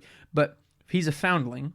And therefore, anyone that took the creed and it was accepted as a foundling is a Mandalorian, as we know. Right. So maybe he's thinking like the same with Jedi, like just as long. Yeah, no, definitely. Anyway, that's a side thing, but it's kind of interesting. They're not looking specifically for his species, but he's a part of the Jedi. So as he's a part of the Mandalorians, anyway. Right. I digress. Right. But, and so, yeah, I don't think that we're going to see that, but there's a lot of different ways this could go. So many. In the future, and we're going to start to kind of see where that goes, and we're actually going to talk a little bit more about that in our actual review of the episode today. So let's just go ahead and move on. So Kristen, thanks for the question. We're going to talk about it here in a second a little bit more. So our third and final question comes from Mr. Brandon Dukes. Brandon, appreciate the question. And he says, when Ezra opened the door to the world between worlds, and this is speaking to the Rebels series, he says, how was it that Palpatine was able to manipulate an opening to try and get Ahsoka and Ezra? So I think we both kind of had an idea to some degree, but we actually went and rewatched probably 85% of that episode today, just to reaffirm what our thoughts were. Yeah, it's been a while since we'd seen it. Yeah, he's probably been watching before or sooner than I have, and it's been a long time. So as we know, that Palpatine did not actually get into the world between worlds. He was able to send in that fire and things of that nature, but he was never really able to get into it. And that is simply because the world between worlds is for those who are purely with the Force, who has no anger, who has no hate. Because as we know, the Force is light, and therefore, dark side is a corruption of the Force. So therefore, Palpatine could never truly go into the world between worlds, but it appears that he was able to view it. He could always open it up and just look around. So he used Sith magic to open it, right? And Sith alchemy and those rituals and things of that nature. And he was able to, essentially, I think what his goal was to open it up to lure Ezra close and hope that Ezra could be able to essentially almost like drag him in. Yeah. And as you can see, he's like grabbing a hold of him and like trying to almost let him like pull him into it. Yeah. And because he's just trying to get any way to physically get him into there. Yeah. As he can. But as far as like actually going in, he could not actually enter into the world between worlds. But I guess the question was exactly how was he able to manipulate an opening? Well, that was simply again through Sith magic, Sith alchemy, Sith rituals, so things that we've actually seen in the Clone Wars used quite a bit. I want to say season 5 or season 6. And he's even doing like a chant at the beginning. Yes, exactly. He's doing like this chant, and he's got this little fire, and he's messing around with it. Yeah. And so of course he knows some pretty dark secrets, some old Sith secrets, and so he did have a way to open it, but no way to enter it. So which is very good, because if Palpatine could get into that would be very, very I do bad. think that one of the main reasons though is that he actually was able to get hold of that crystal that we saw in the Lego Star Wars Holiday Special. I think that was the main reason that we was able to do that. Yes, that's true. Yeah, that's canon anyway. No, just kidding. So anyway, Brandon, we appreciate the question, man. Kristen, Austin, all of you, we appreciate that. And those of you who had questions in after this, specifically, I think Alex had one. And on a side note, Greg Stewart, he didn't have necessarily a question that we could discuss, but he posted a picture of this really cool poster that he had. I don't think Andrew's seen it yet, but he's asking if we liked it or not. But it was very sick, Greg. I saw it at least. I don't know if Greg or Andrew had a second to look at it, but it was very cool. It had like a really old, like 1979, 1978, like Han Solo being frozen carbonite stuff. Very cool. Anyway, so we'll get to the rest of those questions next week. But now, as we're sitting at a nice crisp hour and 13 minutes, let's go ahead and jump into our main topic for this week, and it is a doozy. Yes. We're going to talk about Mandalorian Chapter 14. So this is episode 5? Yeah. Episode 5. And 6, right? I'm pretty sure it's 5. It'd be 6 because there's 8 episodes altogether. Maybe I'm wrong. Anyway, I don't care. It doesn't so matter. there's two more left, so it'd be episode 6. All I know is it's Chapter 14, whatever that is. Well, it started with Chapter 9. So. Yeah, well, I'll do the math. Anyway, so we're gonna get into our non-spoiler impressions first, and like I said, we have so much to talk about, and we want to talk about the spoilers, so we're gonna get through our impressions not too quick, but fairly quickly, especially due to the time. I will say right off the bat, this was a phenomenal episode, and let's just talk about not even necessarily the content, but just the directing style, the camera work. It was phenomenal. Yeah. So, as we were watching, we're probably halfway to 3/4 through the episode, and I turned to you and I was like, the directing style of this is on another level. Yeah. Like what we're getting with the camera and the action stuff was just on another level compared to what we'd seen so far. And I was like, this is really, really good. Just the way they're doing this, the styling. And it's not even necessarily to say the other directors did a bad job. It's just that this was like, it fit so well, and it was fresh, and it was new, and it felt right in that moment. And no one's necessarily done a bad job. It's just this was even better. And come to find out, it's Robert Rodriguez did this episode. Yeah, and he got a lot of really great experience with Lava Girl and Shark Boy. Yes, so, and Spy Kids. So he knows all about those angles. Yeah, it's very well prepared him for this moment. Yes, absolutely. But wow, it was so good. This was an amazing episode. I'm gonna go ahead and say this is I think my favorite episode of the season, potentially of the series. I would say that's the same for me. For a little bit, episode 1 of the season, or chapter 9 sat at that for a while. Even after the Ahsoka episode, I love the Ahsoka episode. It was a very, very, very, very close second. But just it was the feel, it was the content, not as much the content. There's some great drops in chapter 9, but it was just the feel and just this big monster hunt, and you got the Boba Fett and all that stuff like that, right? It was awesome, and that set is my number 1 for a while. But man, chapter 14 came through, and I do think it's my favorite. It's pretty phenomenal. So we encourage you guys, if you haven't watched it yet, go watch it. It's got a lot of lore, a lot of cool things there, but let's just jump into the spoilers so we can really get down to business. Like I said, let's just get down to business. Yeah. Let's get down to business. Anyway, so, there is so much craziness going on. So this was actually the shortest episode of the lot here in season 2, which was a great disappointment, frankly. We hate short episodes here, Jedi Eternal. Hate it. As you can tell by our episodes. We hate short episodes. Sorry. Anyway. So let's just start right at the beginning. So as we know from chapter 13, we know that Ahsoka told them to go to Tython, which is an old ancient Jedi let's just say Force-sensitive planet that the Jedi used initially. Yeah. And so we thought that this was going to be like a filler episode that was like, they're either going to be stopped on the way to Tython, or when they get to Tython, something's going to stop them. But no, they went straight to Tython.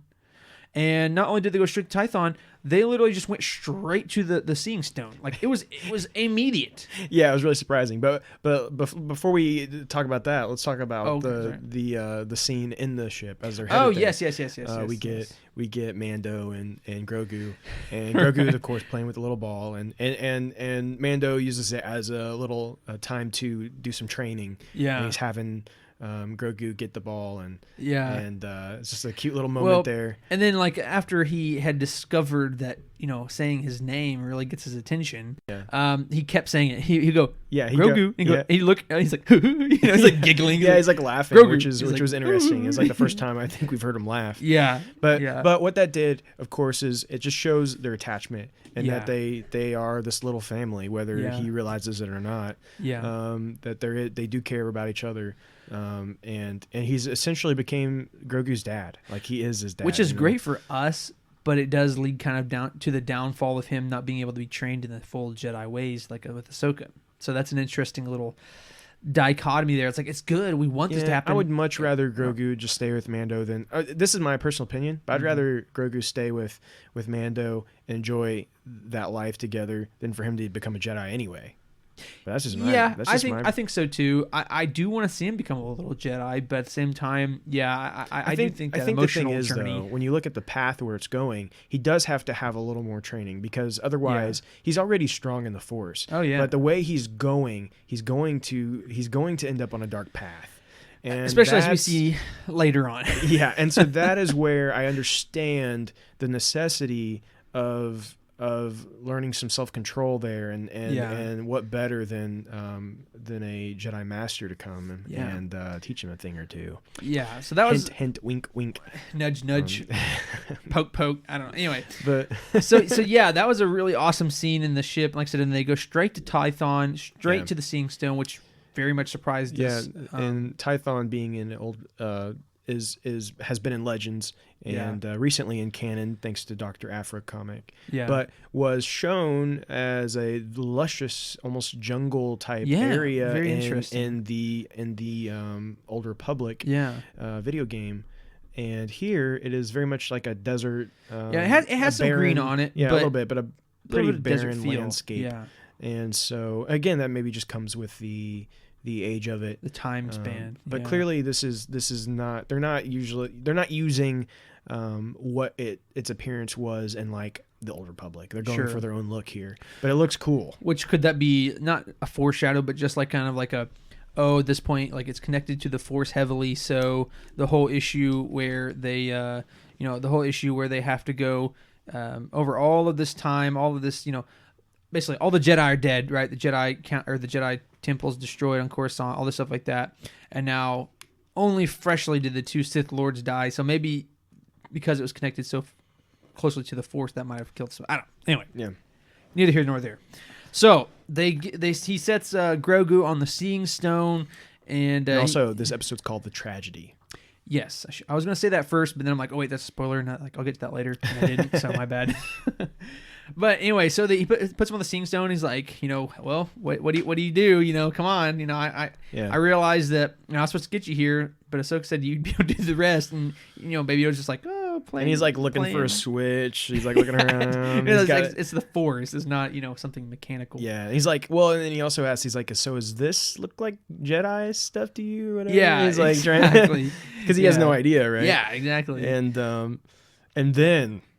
So you go ahead. We get the big moment here, and this is the first moment where you and I really freaked out. Yeah. So Din is like turning away. He's like, well, he says you're supposed to do, you're supposed to do everything, and this time, Baby Yoda's just like, goo goo gaga, whatever. Yeah. And then so he turns around. Yeah, and there's Slave One going by. And it's like, whoa. Oh, I was not ready for it. Dude, my heart was not ready. Slave One flew by, and it was just like, oh my gosh, are you kidding me? Like, yeah, we got like chills. It was insane. I had almost like chills this entire episode. Because as soon as one reveal hits you, it was only a matter of seconds before the next one was like, bam. So it was bam, bam. All repeatedly. The crazy reveals in episode 1 or chapter 9. It's like that on steroids. Yeah. Okay, chapter 12, whenever Bo-Katan came in, it's like that on steroids. Like, there's just bam, bam, bam, reveal after reveal after reveal. So anyway, he sees Slave One. He's like, okay, we got to get out of here. And he turns around, and then Baby Yoda is connected into the Force. And this huge blue pyre of a physical manifestation of the Force is like coming at him. Yeah, and it's got like the runes on the going along he's the side. Has his eyes closed, he's kind of floating a little bit. And of course, he's got his little like meditation fingers. Yes, he's using little hands. Oh, that was priceless. It was so that good. Is amazing. It was so I love good. It. So but he's good. connected to the Force. Din Djarin tries to like grab him. He's like, okay, we got to go. And this is a big moment. Like we've not. I don't know that we've ever seen something like this in the Force. Like not a that I'm aware physical manifestation of the Force and the way it was moving through that rock and up into the sky. Yeah, canonically speaking, anyway. Right. Well, and of course we have like Force lightning and stuff. But I'm talking like this whole like light side meditation that he's doing. Yeah. It's very, very cool. And I was so excited to see it. What does it mean? Good. What is he doing? Yeah, and obviously we know that he's like reaching out into the Force. And as Ahsoka said, if anyone was willing, they'll see that and come to him. And do we think that he? So do you think he communicated with someone? Do you think he was in there for a long time? Yeah, and I like to think that he had reached out to someone. I think he did. I think he reached out and talked. And and. Who we don't know 100% sure yet. We have our thoughts and theories. I know who I want it to be, but we don't know for a fact yet. Right. So as like I said, he tries to get him out, and the Force physically expels Din away, Yeah, pushes him away, and and throws him. So he tries it again, and it doesn't work. Well, and then the other ship comes through. Well, not yet. Not yet? Not yet, because he goes. So he's like So he realizes, okay, hold on. We got to get him out. Not yet, right?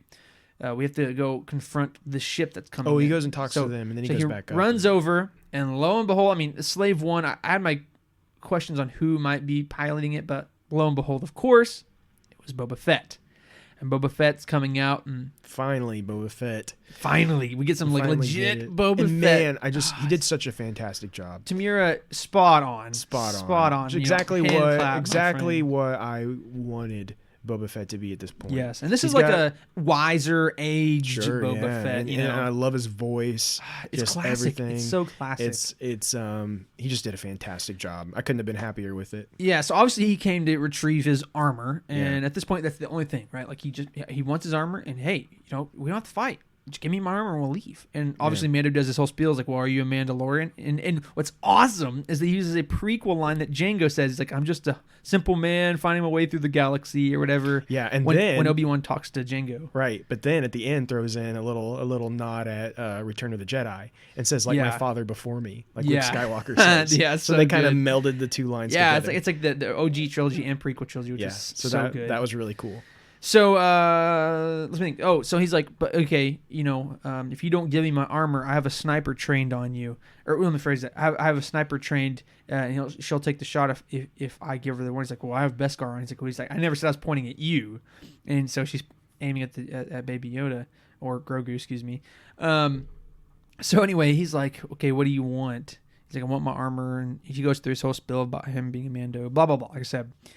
So they come to a deal, basically, like, I'll give you your armor back if you help protect Baby Yoda and Grogu, and that's what Boba Fett actually proposed, is that, hey, we'll give you protection for the armor back. So come to find out, the sniper that's with him is Finnick. I can't remember her first name. I don't remember. Or no, it's Finnick Shand. That's her last name's Shand. Anyway, but yeah, what's interesting, we thought, like, even back in season 1, we're like, oh wait, is this playing on Boba Fett because there's that little bracelet thing, or you hear the boots and blah blah jingle, blah. Yeah. And come to find out, it really was. Yep, that was Boba Fett. Now, ironically enough, we heard the jingle, but yet technically he didn't have the armor. I don't know. Well, I think he's still wearing the boots. Okay, I think that's the idea. Anyway. I think he still has his boots on. Yeah. Yeah. So, not to get lost in the mud here, but so we go on, and so they make the deal, and as soon as he makes the deal, a ship comes in. Yeah, which also we see that she is, he saved her life and added this like robotic cybernetic thing. like she's like half cybernetic now. Like she's got some weird stuff going on there that he's fixed up. So for she's her, like indebted to him. Yeah, kind of right. Thing. So they're kind of like, which is interesting because I always took Boba Fett to be like a loner, but very interesting. But I guess not. Yeah. Well, as we know, in his early years, he was with his little ragtag team back in Clone Wars. Well, yeah, but most of his life he was a loner. But I think it was because of those people, his dad dying, and plus being with those ones that betrayed him and stuff. Anyway. Yeah, but very interesting. Yeah. Very interesting. So as all of a sudden Empire transport starts coming in, so immediately Boba tells Mando, like, hey, we'll take care of this. So he immediately runs back to retrieve Grogu, and he, like I said, he's trying, and he keeps getting expelled by the Force. So flash back over to Boba, and all of these stormtroopers start piling out, and which when it came down, we immediately thought, oh man, this is the Dark Troopers, and it opens up and it's like black, you can't really see, and we're like, we're like freaking out, it's the Dark Troopers, and then they come out as just normal stormtroopers, like, oh come on. I think they did it on purpose because there's like a shadow. Yeah, it was like literally shadow. It looked like it's the Dark Troopers, but it's not. It was a complete what a fake out. tease. Yeah, anyway. We're like, ooh, wow, what a letdown. But what wasn't a letdown was the battle that ensues. Man, for like I said, at this point, Boba doesn't have his armor, and all he has is the what is it called? It's the like the gaffy stick or whatever. Gaffy stick. That's what it was. Yeah, I was gonna say the Tusken Raider Club. Anyway. It's the Tusken Raider weapon that they have there. So Finnick is taking him out. She's a good sniper, of course. But man, when it gets to Boba, he's in his robe or whatever with the gaffy stick. And dude, he completely destroys wrecks house. I mean, so brutal. Like, this is the most brutal thing I've ever seen in Star Wars, which I was very much a fan of. I'm not gonna lie. I'm not sadistic. Anyway, but dude, he's just like bashing like their helmets in. It's just insane. Well, yeah, and he's hitting them so hard that their armor is just like crushing. And it's just like pieces of it are just like flying off. And it reminded me of there was one other time where we saw something similar to that. I can't remember what it is. It was in one of the movies where you saw their armor literally like flying off as they were being hit. What was that? Do you remember? You know what I'm talking about? I feel like I do remember this, but I can't think of what. I think it was in the sequel trilogy, but I can't remember exactly when or why. But anyways, it was really cool to see it just like crushing like that. And it even shows like one of them laying on the ground. His head's just like literally. Like the helmet is just like all messed up. Yeah. Well, like they didn't show any blood or anything like that, but man, they didn't have to. They didn't have to. Yeah. So let's back up a hair. One thing I wrote down that was interesting that we'll build up to later on is that when he's talking about the armor and how he's like, "Are you a Mandalorian?" He says, "This was my father's armor, and it was given to him." So that was the first part. Like, whoa, what? You know, it's given to him. Yeah. So we thought that was interesting because we'd always assumed. I think we were both on the same page that we always assumed that he probably like killed somebody or something and took it, because as we know from Clone Wars, there's a line in there that talks about Jango Fett not being a Mandalorian, right? So we just kind of since then, and even Dave Filoni and George Lucas have talked before. Yeah, they've even said that they intend for Jango Fett not to be a Mandalorian. Yeah, exactly. But so this first part where it says he was given to him made me and Braxton kind of looked at each other like, what is that supposed to mean? Wait a second. And what are the implications of that? We went on. So like I said, this battle kept ensuing. And another really cool thing is that some stormtroopers came out with these special variation markings on them. So, which was very cool. I immediately pointed out to Drew is that first of all, we've never seen any special markings to designate rank and designate things like that to some degree in stormtroopers. But if you remember back in like the Battlefront series and things of that nature, we see the clones. Like I said, the most specific one that popped out to me was the like the bombardier, like the bomber, whatever, like the mortarmen, or I think what do they call it. It has the white suit, but it has the orange like outline on some of it. And at first I'm like, oh my gosh, is that like that? That's the only thing we've ever seen is from Battlefront. And like first I was like so excited I didn't really make the connection that there's a difference between stormtroopers and clones. But anyway, I'm not gonna divulge in that embarrassment. But I'm like, but that is the first time we looked it up. Yeah. That is the first time we've ever seen that in clone, or excuse me, that mortar trooper. I think is exactly what it was called. Yeah, but it had those same marking designations. Sure, yeah, and honestly, it looked a lot like a stormtrooper version of Commander Cody. Because Commander Cody had that yellow marking as a clone trooper. Yeah, and so that's really cool to see. So cool to see. Yeah, and we also of course get like that classic.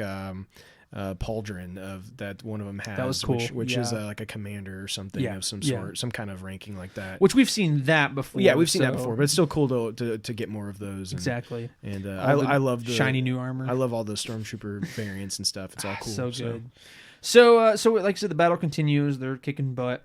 So finally, when all seems lost and they're about to die, all of a sudden, Din Djarin couldn't get Grogu out of the thingy there. And of course, the second he leaves, Grogu comes out of it, of course. Right. Anyway, so he comes back over and joins in and sends out his like little hornet. Yeah, and they're just shooting him all over. He's just standing there, just taking it. Good. He's just shooting, and they're all just shooting him. I love it, and that's been like a theme through this whole season. He just lets people shoot him. He's like, I'm wearing Beskar. Like, just what are you gonna me. do? He's like, I'm not even gonna dodge. I'm not even gonna. I just stand in one place and I just shoot. And he's like a tank. Yeah, yeah, literally. So anyway, so he's killing a bunch of them. They're all coming in, and at this point, because it was actually just Finnick. She was sitting there by herself because at this point, Boba had looked over while some of the fight had lulled a little bit and saw the Razor Crest and runs over into what we obviously assumed to grab his armor.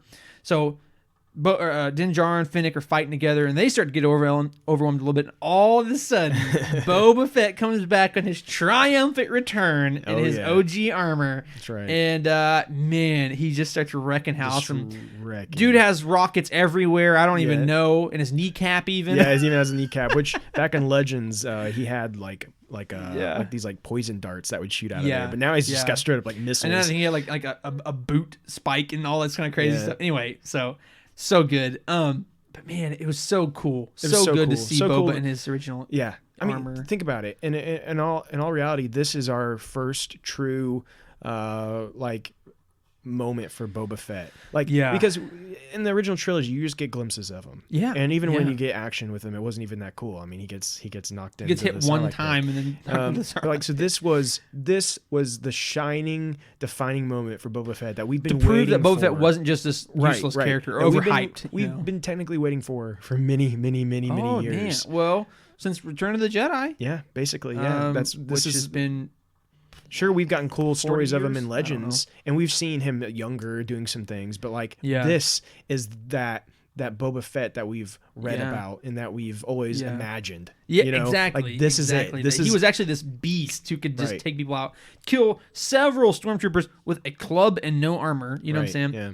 So it's so good to see. We finally got the legend himself, and man, it was so worth it. It was everything that I've ever hoped. Yeah, it was wonderful.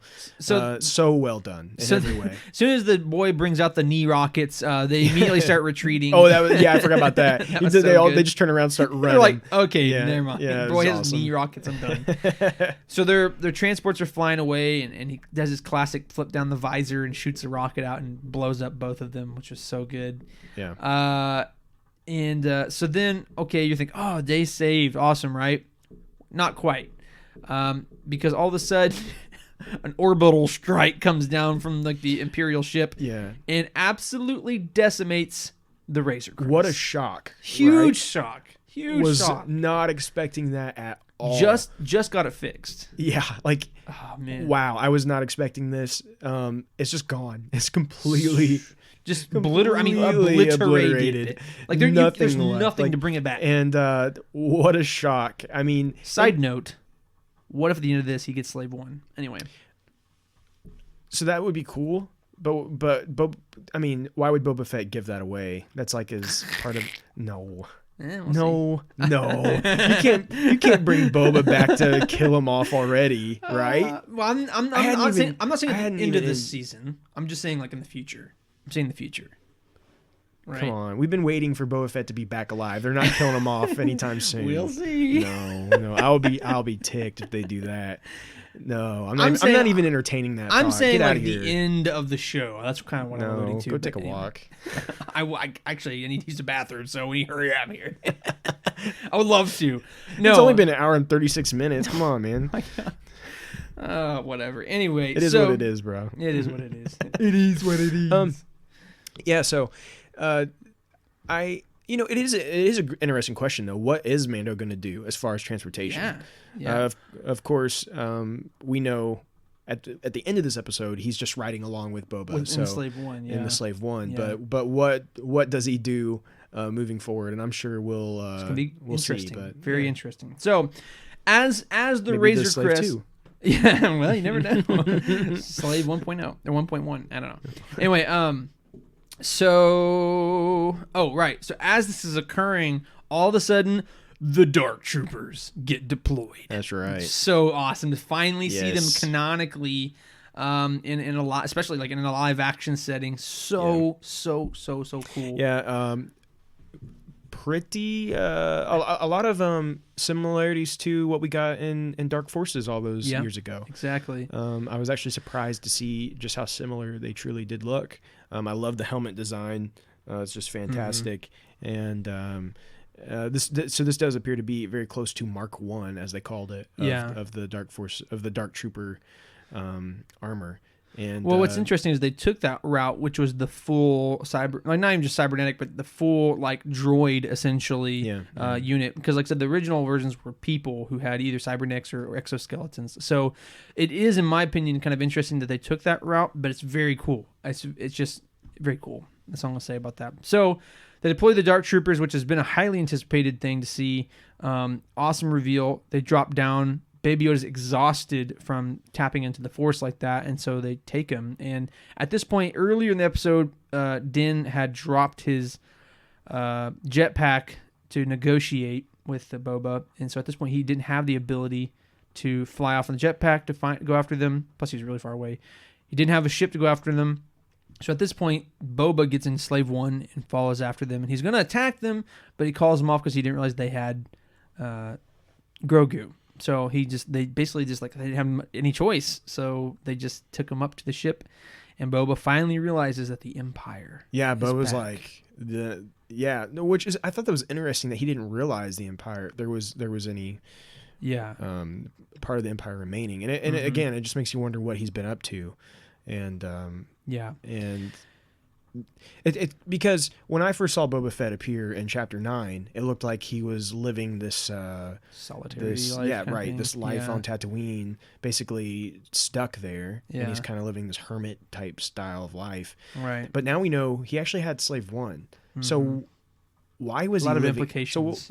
So had he been traveling, or had he just stayed there? Why didn't he ever get his armor from Cobb Vanth? Why didn't he just kill Cobb Vanth and take his armor? That's why that's why I'm a very big proponent of this mini series for Boba Fett. Yeah, why did he wait for Cobb Vanth to give the armor to Mando, and then he leaves, chases him across the galaxy Mando to then get the armor? It just there's still a lot to uncover there. So we missed a huge, massive thing. So before he gets into before the Baby Yoda gets captured and all the stuff like that, basically they had just defeated, the transports get blew up, and he's looking at him like, hey, I still don't know if I want to necessarily give you this armor. And Boba. Oh, I thought that was when he came back. Maybe when Boba came back. It doesn't. It doesn't really matter at it this doesn't point. really Anyway, matter. at some point, Boba's like, hey, I have the armor, and Din's kind of like, I don't know if I should give this to you still. Basically, you're not a Mandalorian. Yeah. And so basically, Boba pulls up like the records, essentially, of the armor, of the armor, and it shows like old Mandalorian script, and it shows like, here's my name. My name's Boba. It's like, as you can see, my father before me was Jango, which was given the armor. Huge, massive drop, and Din just goes, "Oh, your father was a foundling." Whoa! Yeah. What? Okay. No way. Yeah. So I couldn't believe that. It's crazy, man. This whole time we've been told for so long that they weren't Mandalorian. Yeah. Or even connected to them. Yeah. And so basically, what that means, Jango was a Mandalorian by default. Yeah, as a Mandalorian. And me and Andrew kind of went back and forth about like what it means to be a foundling and things of that nature. Like, and if you're qualified to be a Mandalorian, only if you take the creed, blah blah blah. But by default, with his father being a foundling, and the armor being passed down from foundling to son, it kind of just gives him the right. It kind of So like in a sense, Jango was a Mandalorian, and Boba by his father, could in a sense be an honorary Mandalorian as well. And so it kind of, I mean, it's crazy. It's crazy. Well, and it's kind of confirmed because then Din just goes like, "Oh, that's your armor. That's your armor." He just went, "Oh, that's your armor." Right. Yeah. And wow, so cool. I'm glad they turned around on that and made that decision. I agree. Like we said, we saw George Lucas and Dave Filoni say differently. Yeah. But I think that they've decided, well, actually, let's make them Mandalorians. Yeah. And it actually follows along with the fact that Din Djarin is a foundling, and now Jango, which of course it's just cool to hear the reference of Jango Fett, another prequel character. What's cool is literally seeing the person who plays Jango Fett plays the clones. Here he is standing there. As Boba Fett now. It's just, what a time to be a Star Wars Seriously. fan. Like 6 to 10 years after the Return of the Jedi, and is talking about these major Episode 1, Episode 2 prequel stuff. Not Episode 1, but you know what I'm saying. Episode 2 prequel stuff. I mean, like, man. I'm telling you, man, we are getting what we out of this, what we had hoped we'd get out of the sequel trilogy. Like, we're getting the mix of all of the prequels of the original trilogy. We're getting this beautiful mix of everything in this series, and that's what we wanted. It's almost like Jon Favreau and Dave Filoni picked up Darth Vader's helmet and says, "I'll finish what you started, Kathleen." I mean, it's just it's awesome. Picked up George Lucas's beard. "I'll finish what you started." and it makes you wonder if in the future, because I think we're still headed to Mandalore being reestablished, right? I think we're headed that direction. Yeah. I think eventually Bo-Katan is going to get the Darksaber back, and whether she becomes the one or she passes it on to someone else, I don't know.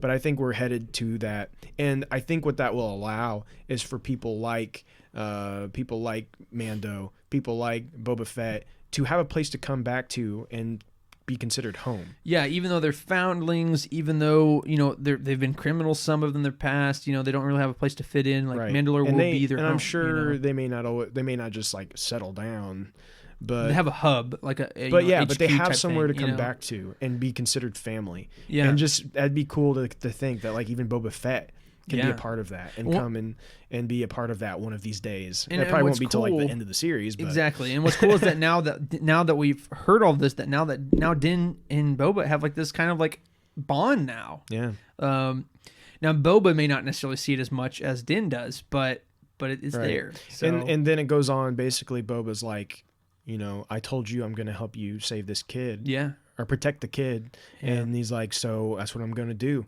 He's like, so we're going to get the kid back. It's like, I'm indebted to you. Yeah. You know what I'm like, and we're just like, this is awesome. This is it. And because man. the comics and some more recent canon material has kind of painted Boba Fett as a pretty bad guy sometimes. Dark, bad guy. Yeah. This is more the Legends Boba Fett that we know after Return of the Jedi. Right. Because Boba Fett, of course, he still did his jobs. He still did these things. He was kind of like a... What's the word for it? Like an anti-hero, I guess, maybe. Yeah, I mean, but even more like, anti than hero though. Yeah, sometimes, you know. Right, but like he even though he would do some bad things sometimes, he would also help out the good guys. Yeah, and in the end, in Legends, he was almost basically completely a good guy. Yeah, and I think this is one of these places where you're like, you know, there is good in Boba Fett because he wants to honor this. And doesn't mean he won't maybe do some other bad things. Shady things. He's willing to honor this and help out. And I think he just wants. I think he wants to help help him out and help this kid. I agree. And boy, Moff Gideon, what a force he has to reckon with. Man. With just Fennec, Mando, and Boba Fett alone. That alone is something to be afraid of. And then now I got to think of that. There's Bo-Katan and her two cronies, which is Axe and. Whatever the girl's name was. And we talked a little bit. We have to assume Bo-Katan is going to show up again for this final. There's no way she's not. Right. I would think that he's gonna bring her in. And of course we see he decides to go back to Navarro. Once they leave, he gets in the ship and they go back to Navarro. He talks to Cara Dune, which appears to maybe be kind of joining the New Republic. Yeah, which was interesting. At the very end of the Navarro episode, whatever that is, chapter 11, chapter 12, somewhere on there. The New Republic dude gave her that signet, basically that you know signifies like, hey, join the Republic. You know, this is blah blah blah. And she kind of like rejected it first, but now she's holding it on her desk. And she's like, I got rules to follow. So it does appear that she's kind of like reconsidered and that she's now kind of a part of the New Republic. Right. But that's the end of the episode. Now there's a huge last big thing that we got to talk about.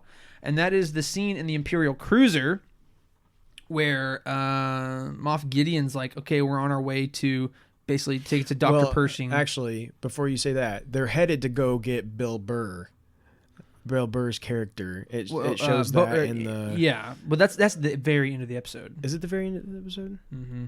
No, when he's talking to Cara Dune. Cara Dune. Yeah, that's the very That's end. before that.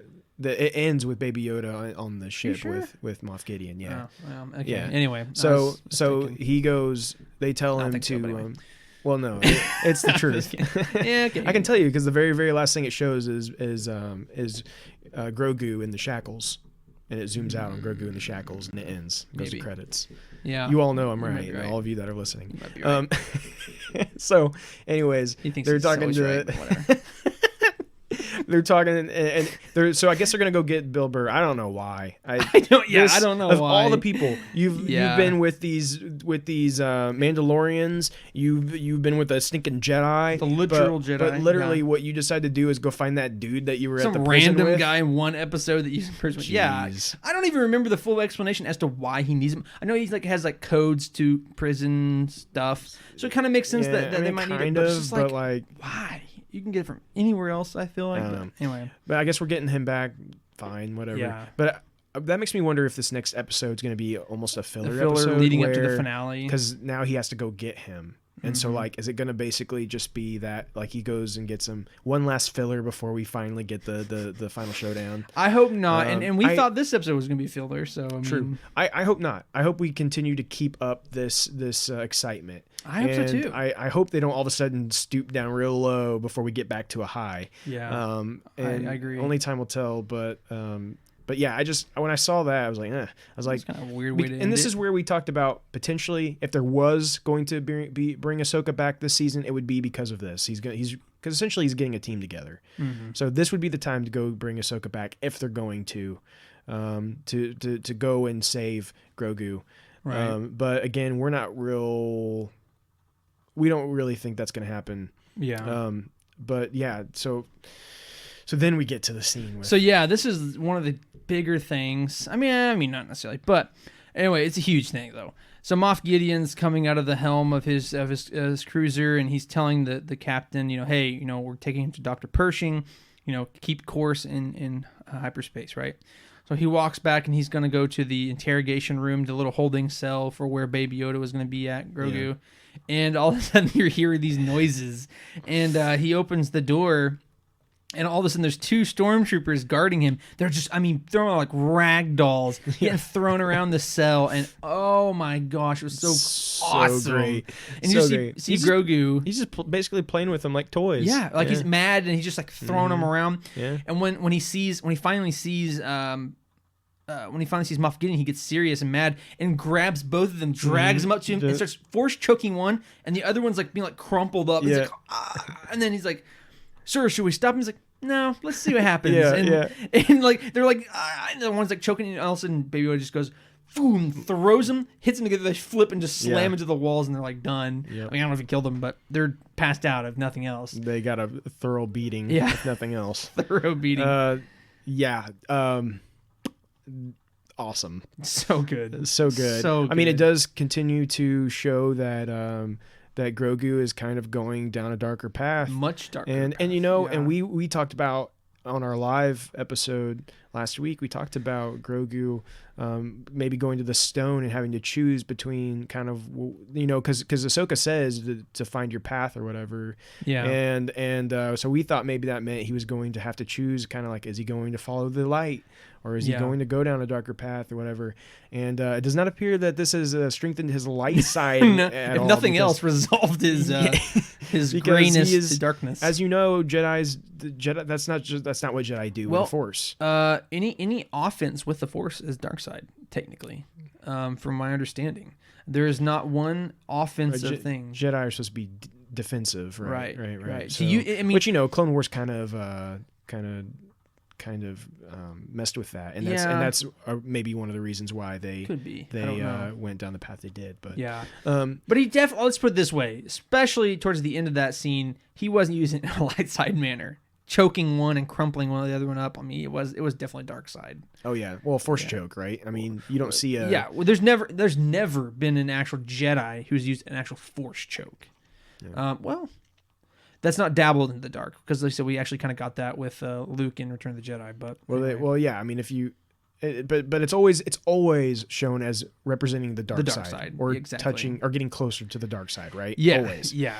So I think they're still hinting at that, and so, but what's funny is then Gideon like comes up to him. And he's starts like excited. He's like almost giddy. He's like he's almost giddy, and he's just like talking to him like almost talking to like a baby. Yeah. But then he's like pulls out his dark saber. He's like, have you ever seen this before? One of these before? Yeah. Like nice, like right up to his What's interesting is he knows the backstory of Grogu, because he talks about.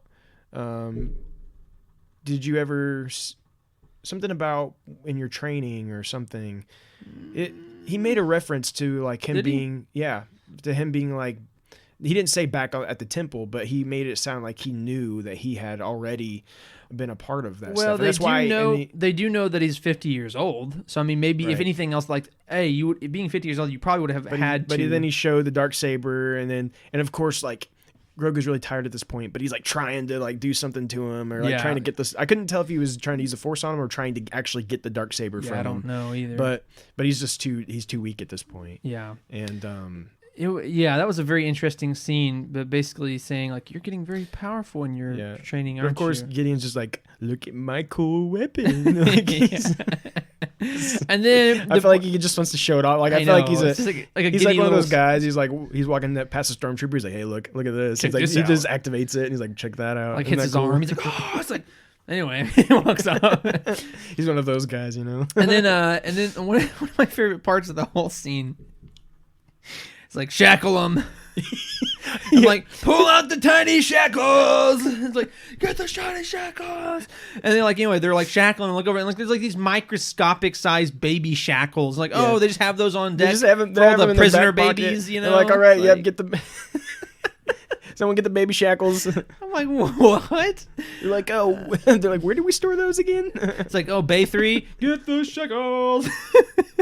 I'd like to see the stormtrooper that's like getting all the weapons and materials and stuff they need for their trip, and they're like marking through. He's like, do we have any baby shackles? It's like, we have a box of 20 over there. It's like, I don't know when we're gonna need these, but it's like, do we need to stock up on some of these? It's like, those classic, you're looking at the baby shackles, like, maybe we are the bad guys. Have you ever thought maybe we are the bad guys? No, I don't think so. But anyways, and the last image we get is Grogu laying there all weak and tired with the little shackles on him, and it kind of zooms out, and that's the end. And then it shows Robert Rodriguez was Poor director, Grogi. written by Jon Favreau. Yeah, and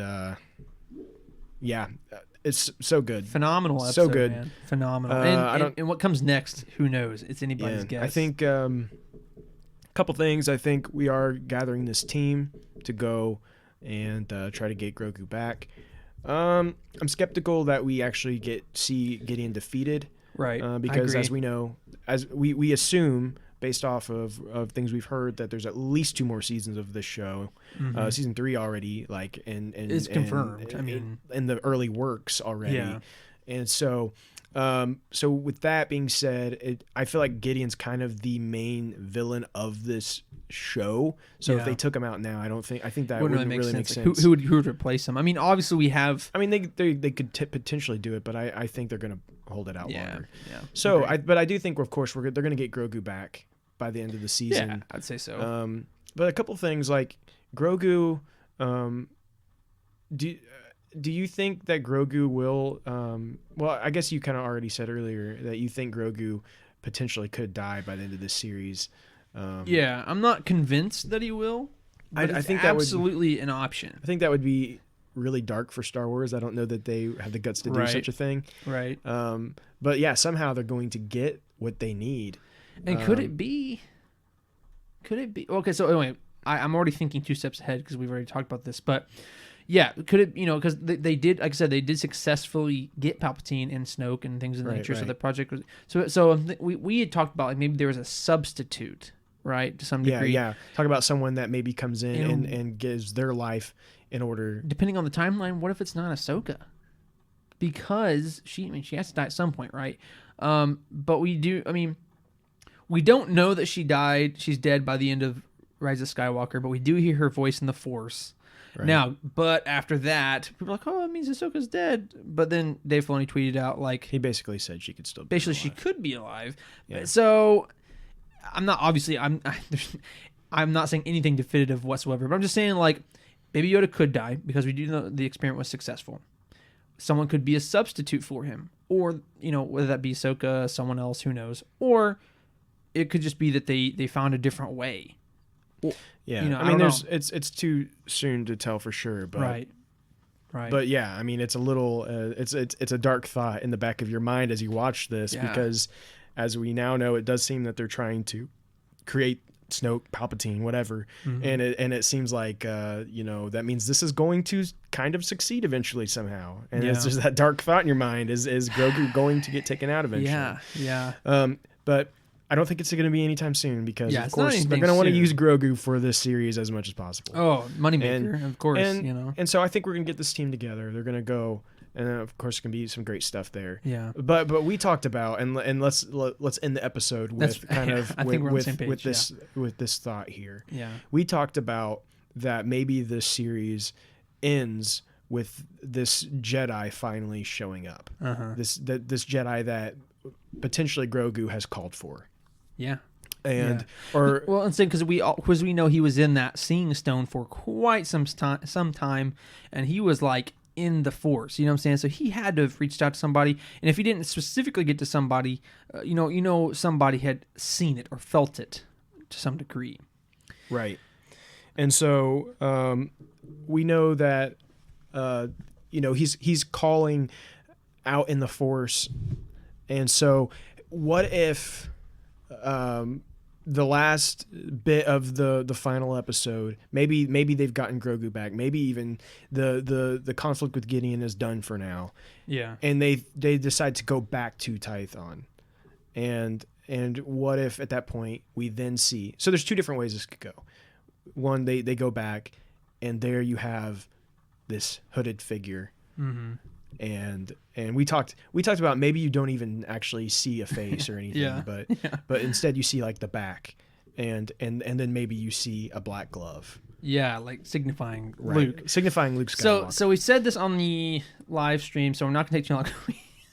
We just need to end this. But anyway, 2 hours. Anyway, long story short, last thing I will say. Hey, we're really excited about Star Wars right now. I mean, that's the problem. We're so excited about the future of Star Wars. You can't not talk, especially us. But basically, there's only 4 Jedi that we could even possibly conjure up, and not all of them are even Jedi in general. But there's only 4 Jedi that I can even think of at this time and point, which would be Ahsoka Tano, Cal Kestis, Ezra Bridger, and Luke Skywalker. So let's just go ahead and take off. Ahsoka was a Jedi, right?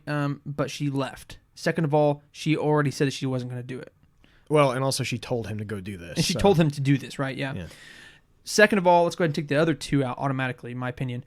Cal Kestis and Ezra Bridger can go ahead and be out, because Cal Kestis was closer to being a Jedi than Ezra was in terms of actual Jedi, right?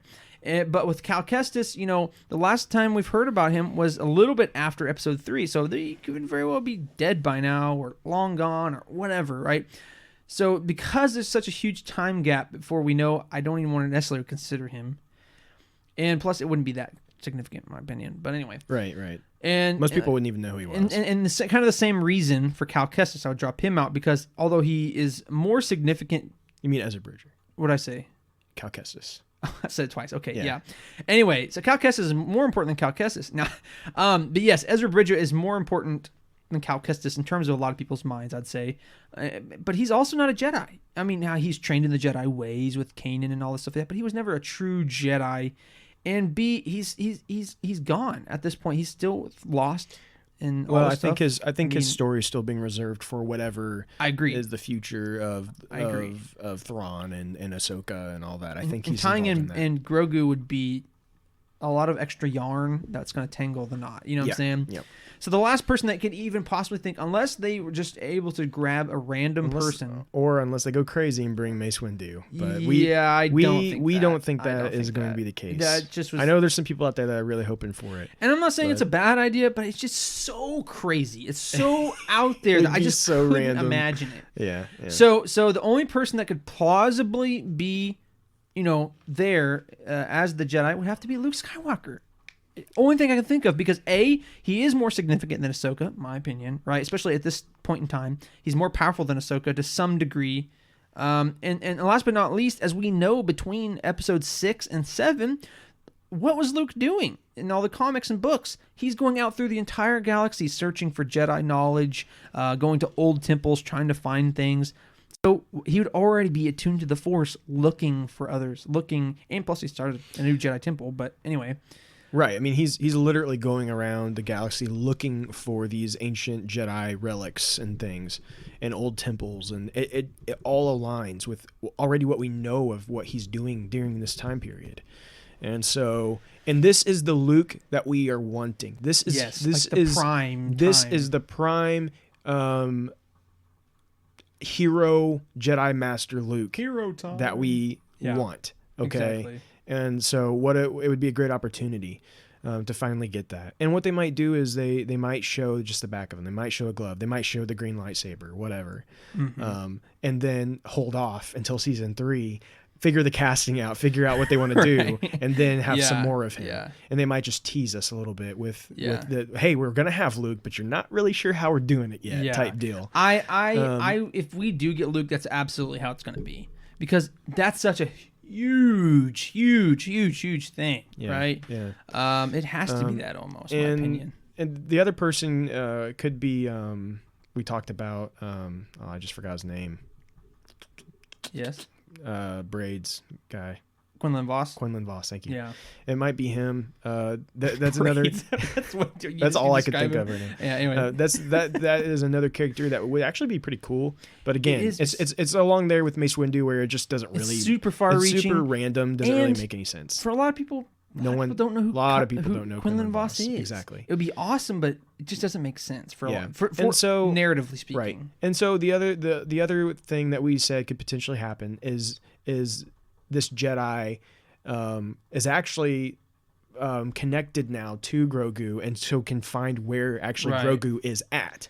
Right. And so maybe shows up wherever they go to try to save Grogu. That's the other option. Yeah. And I mean, in my eyes, the very coolest thing would be to have like a Luke Skywalker show up and just wreck. And we get to see him actually fight for real. And just destroy and save Grogu. We got some really good primetime Luke in Battlefront 2. Yeah. And that is the Luke I would want to see. We want to see. Yeah. That's what I want to see. And but that'd be so cool. But again, that's very, very unlikely. At best, I hope we get what we discussed about just like showing a little bit of him. But I'm curious what you guys think. Let us know. But like, we've got to quit this. We're going so we got to quit this episode. We do not blame you if you do not listen to this whole thing. What I'll do is we will post the time where we start talking about the Mandalorian episode, so you guys can jump automatically to that. Yeah. But we want to thank you guys so much for the continued support toward the podcast. Wait, one more thing. Please like and follow us on Facebook, Twitter, and Instagram for weekly news, polls, discussions, and more. Please also follow us on Spotify and Apple Podcasts and leave a review.